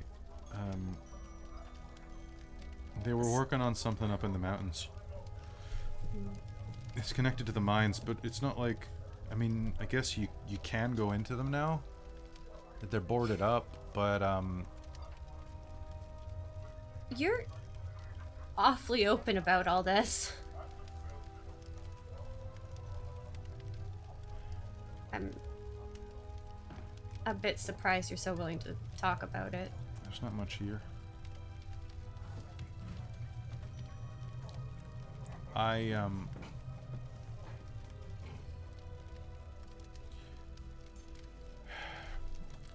You saw it, didn't you?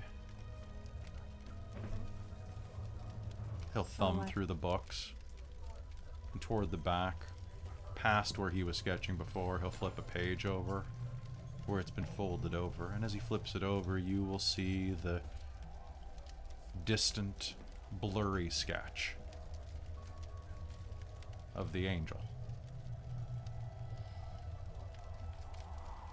Yeah, that's it. That's him. Is it Uncle Orrick?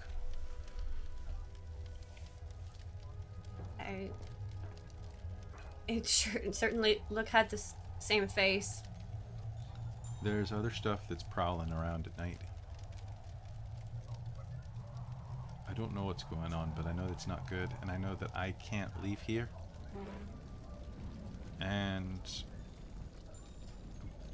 But I've had friends that have gone missing in the mountains. From what we know, or what we've been told to be true, is that your aunt was an Imperial scientist gone rogue.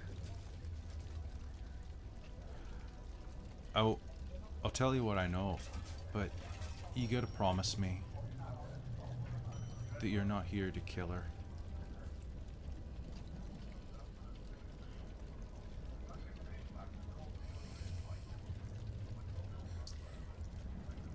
You gotta promise you'll give her a chance. I can do that. I would like to That know. is why we were sent. But we've learned so much on the way here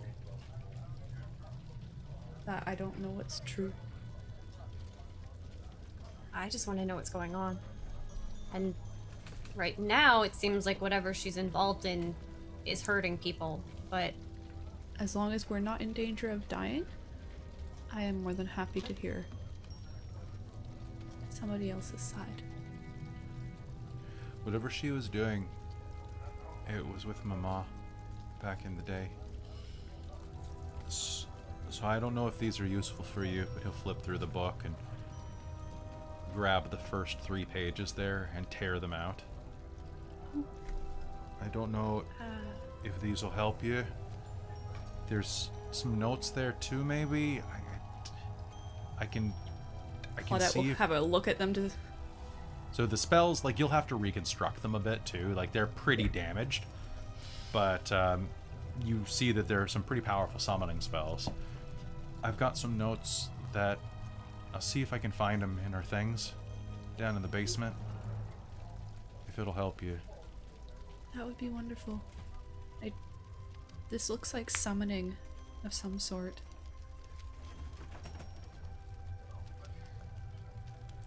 Yeah. And he'll flip back and continue sketching rapidly, tipping the book up so that it's a little more obscured from your vision. Well, it's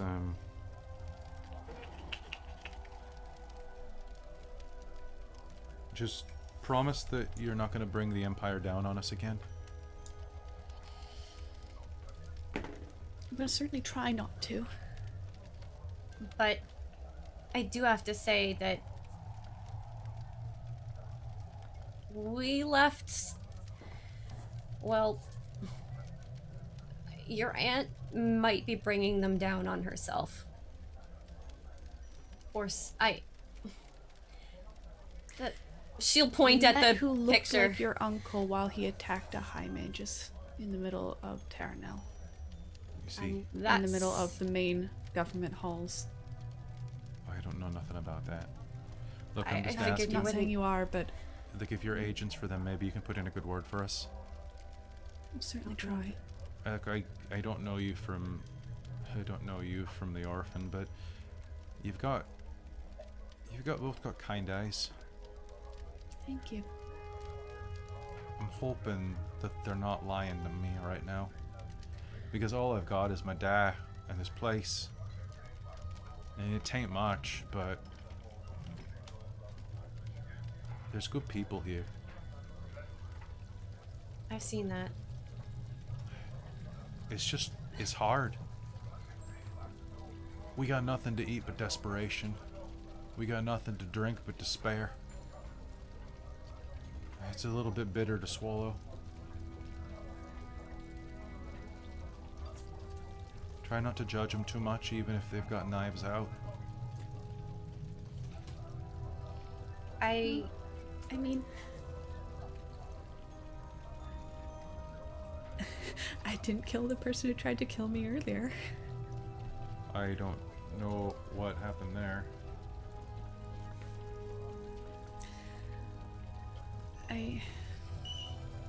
Yeah. I'm learning the Empire's not always the best for everybody. Not that saying that is necessarily the best idea. Yeah. Certainly not something to say around my uncle. Here. Like I said, kind eyes. He'll turn the book around and show a flawless sketch of Leiden's face. Oh, that's lovely. Wow. Stop being awkward, Layden. It's lovely. You're very talented. She's not used to that. People noticing that about her. Glad, how am I supposed to say it looks good? I think it says more about you. I'm happy to do it for the price of a smile. She's blushing. Here, you can have it, and I'll tear it out of the book gently. But you should keep it.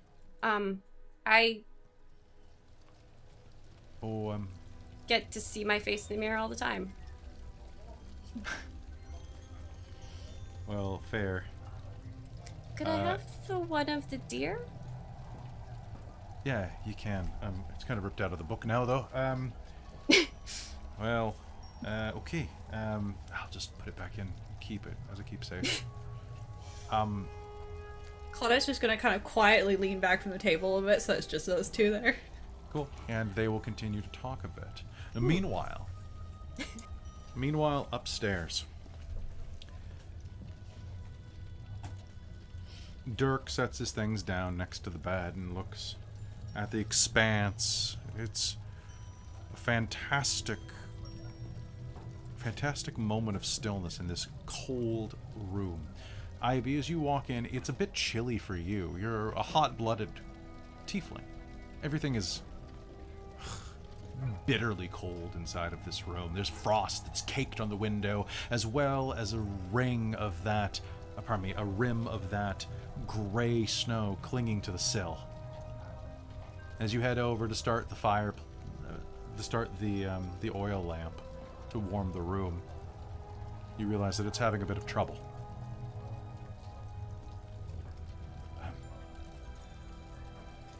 Are you okay?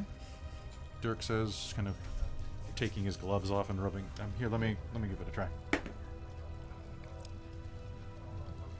He pushes next to you, your shoulders brushing.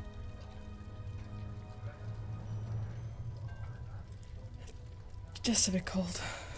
Oh, here. Do you want my coat, or I guess there's a blanket on the bed, but sorry, I smell a little like the road still. Yeah, I probably don't smell the best myself. You smell fine.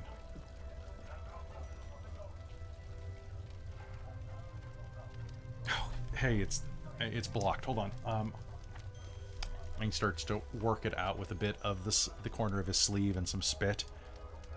There. Better. Okay. So we haven't really had the chance to talk since our previous conversation. Yeah. Look, yeah, what do you want to talk about? He turns and looks at you as the light in the stove begins to illuminate the room, casting long shadows on the walls and beginning to match some of the heat you probably feel growing. She's gonna kind of like awkwardly sit on the edge of the bed, like she's gonna like go to like the foot of the bed and just kind of like awkwardly start to perch. Dirk's gonna kind of sit on the ground kind of beneath you, crossing his legs and just kind of like looking up at you.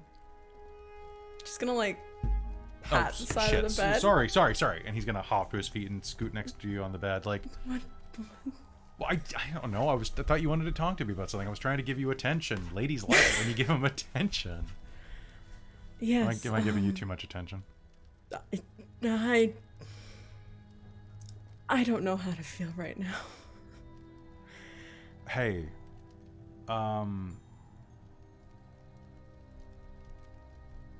it's I want to tell you, I don't know if we got the chance to tell you after the craziness of the gondola, but we saw these really cool creatures going across the cable. They were like these weird sky fish that glowed. Oh. That sounds pretty cool. Yeah, like kind of wish you were there. I mean, a gondola ride sounds... I know. No, I mean, it sounds good. It's you know, It's heights, I know. It's heights. I'm not big on... I don't even like being on the 4th floor.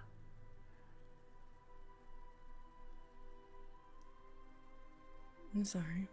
What? No, I'm kidding. Just don't let me fall out of bed. I won't, I promise. Good. You'll have to hold me tight. Oh, don't worry. She'll kind of like wrap her tail around the other side. He definitely straightens up when you do that. Just, that's never gonna not surprise me. Sorry, it comes with the territory of being a tiefling. It's okay. It's good territory. It's,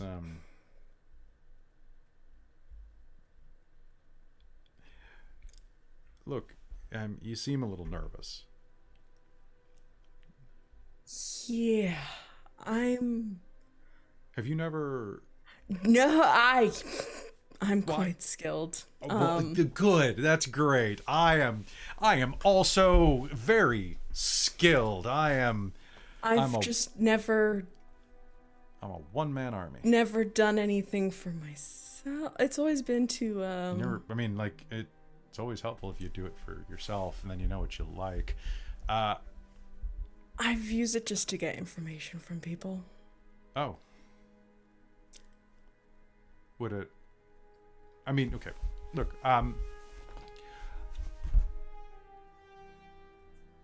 we don't have to do anything you don't want to do. Seriously, like, it's pretty cold and late, and we're here for a couple of days, right? So, whatever works for you. Really, like, I mean, don't get me wrong. I mean, look at you. And just, you're really... But if you're nervous, I could pretend to have a secret.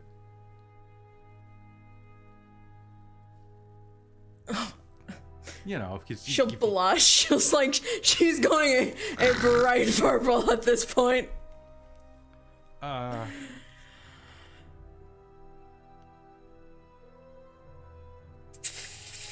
Fuck it. She'll like chug her bro and then just start kissing him. All right. Full on. Dirk is gonna go with it.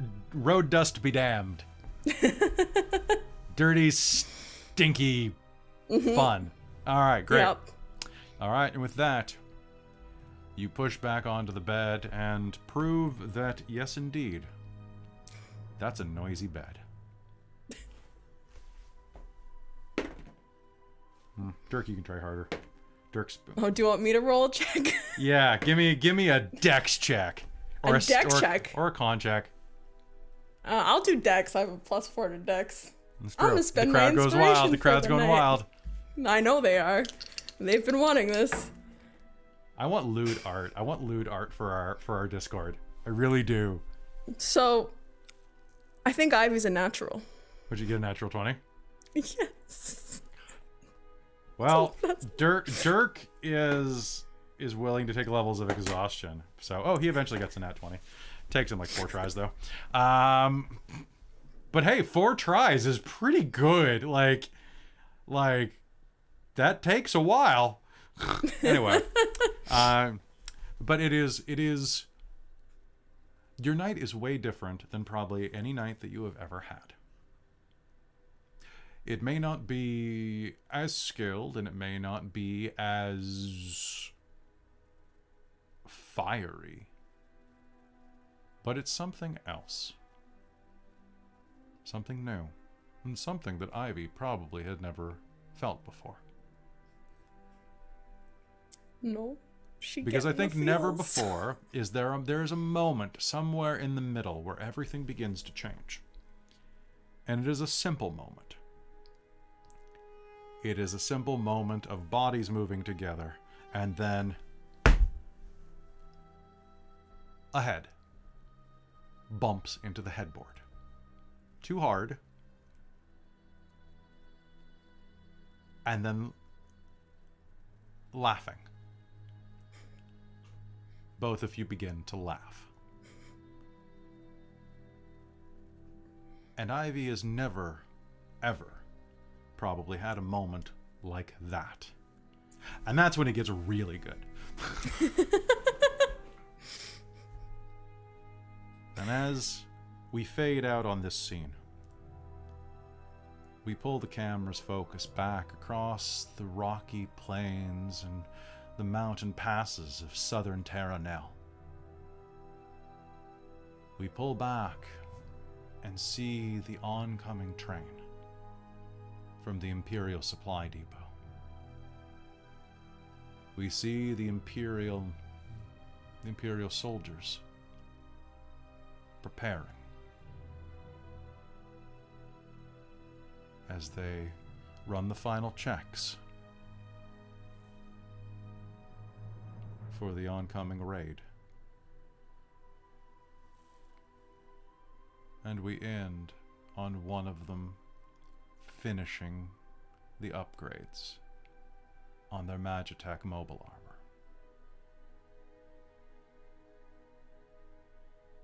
Do you think it'll be ready in time? One of them says. Don't worry. Bitch won't know what hit her.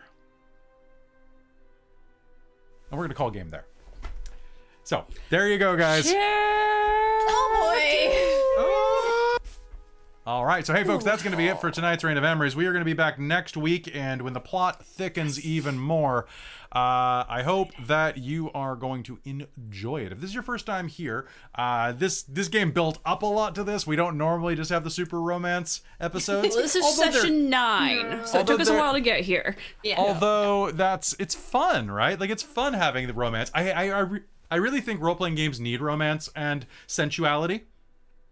Yeah. Right? Because you get so much more personality out of it. Like even lead and scene, like that little touch of romance or something there, like didn't have to be more than that. Gosh. Yeah. The character is so precious. He's so great, and like it's such a human thing that it doesn't even have to turn into something naughty to be. Oh god, I'm just like, Leiden feels What would so Leiden bad. do? I don't know. She's like, I don't want this guy to die. He seems nice. He is nice. But also, I don't think Also, she I feel believes. like he kind of needs to, because that's gonna break Claudette. Yeah, well, we will see what is happening next game. So, folks, if you like what we do here, Dork Tales is always running new games, way too many games. I run a lot of games. So, if you like what we do here, give us a follow. Give us a sub over on YouTube if you're watching over there. If you're not, give us a sub there anyway. I like those numbers going up. And if you have extra change in your couch cushions, we do love getting subs over here on Dork Tales on Twitch. And we also have a Patreon that you can support, as well as a really cool merch store where you can get like a Reign of Emrys t-shirt or a mug or a... And it all slowly goes towards upgrading our equipment and our ability to keep doing this in higher and higher def. Yeah. Someone do the Oh, thank you for doing the t-shirt store, Amy. Got it. But yeah, no, we've got some new shirts. I have to do the new Reign of Emrys shirts because there's some really cool ones that Amy has seen. Yeah, like the I've ones seen with the names that are kind of like reminiscent of like anime from like the late 90s. Yeah. So we're gonna do those. I saw the early precursors for those. They look really cool. I saw that too, yeah. But like Robin's name is Ivy's too short, so I got to make it bigger. I said they do it the other way. Yeah, maybe. I want it to be uniform. But anyway, Murder Hobos with Heart. We'll find out. So hey, thank you so much for tuning in. Sorry. So give us a follow. We're going to be back tomorrow night with The Secret of Hexeter House, which is another game with 3 of these people. And thank you, Stormshanks, for continuing. Oh, thank you so much. Sub. Really appreciate it. Thank you, Stormshanks. So if you like that, Secret of Hexeter House is a murder mystery that is finally coming to a close after like a year and a half for 12 episodes. Ridiculous. COVID. And then Sunday night we have Amy is running, that's Amy in the corner there, is running their first campaign ever called Ghosts of Saltmarsh, where, hey Robin, ready for some more awkward flirting? Oh, totally. So I'm so Which side are excited you? to be Are a you like- character that's not gonna flirt. It's so good. We can flirt if you want, but Absolutely not. absolutely not. Shay is not. Amazing. Shay is. All right, Shay is not? Okay. Shay will Absolutely shame. not. So it's going to be good. So Amy's going to be here running at 7:30 on Sunday. So that's Pacific, because we're in the Pacific Northwest. And I think that game's going to be about 3.5 hours long, something like that. Like, it's going to be a little Something like shorter because it's later. It'll be fine. And lots of good stuff, good cosplays for that one. And we're back on Monday with Rime and the Frost Maiden. And we're off Tuesday and Thursday next. I'm off Tuesday and Thursday next week, guys. I can go do stuff. Peace. So, hey, that's going to be it from us. Have a fantastic night, everybody. We will see you next Friday, because Reign of Emrys is every Friday night. So, Yep. much love. Thanks so see you much. later. Bye.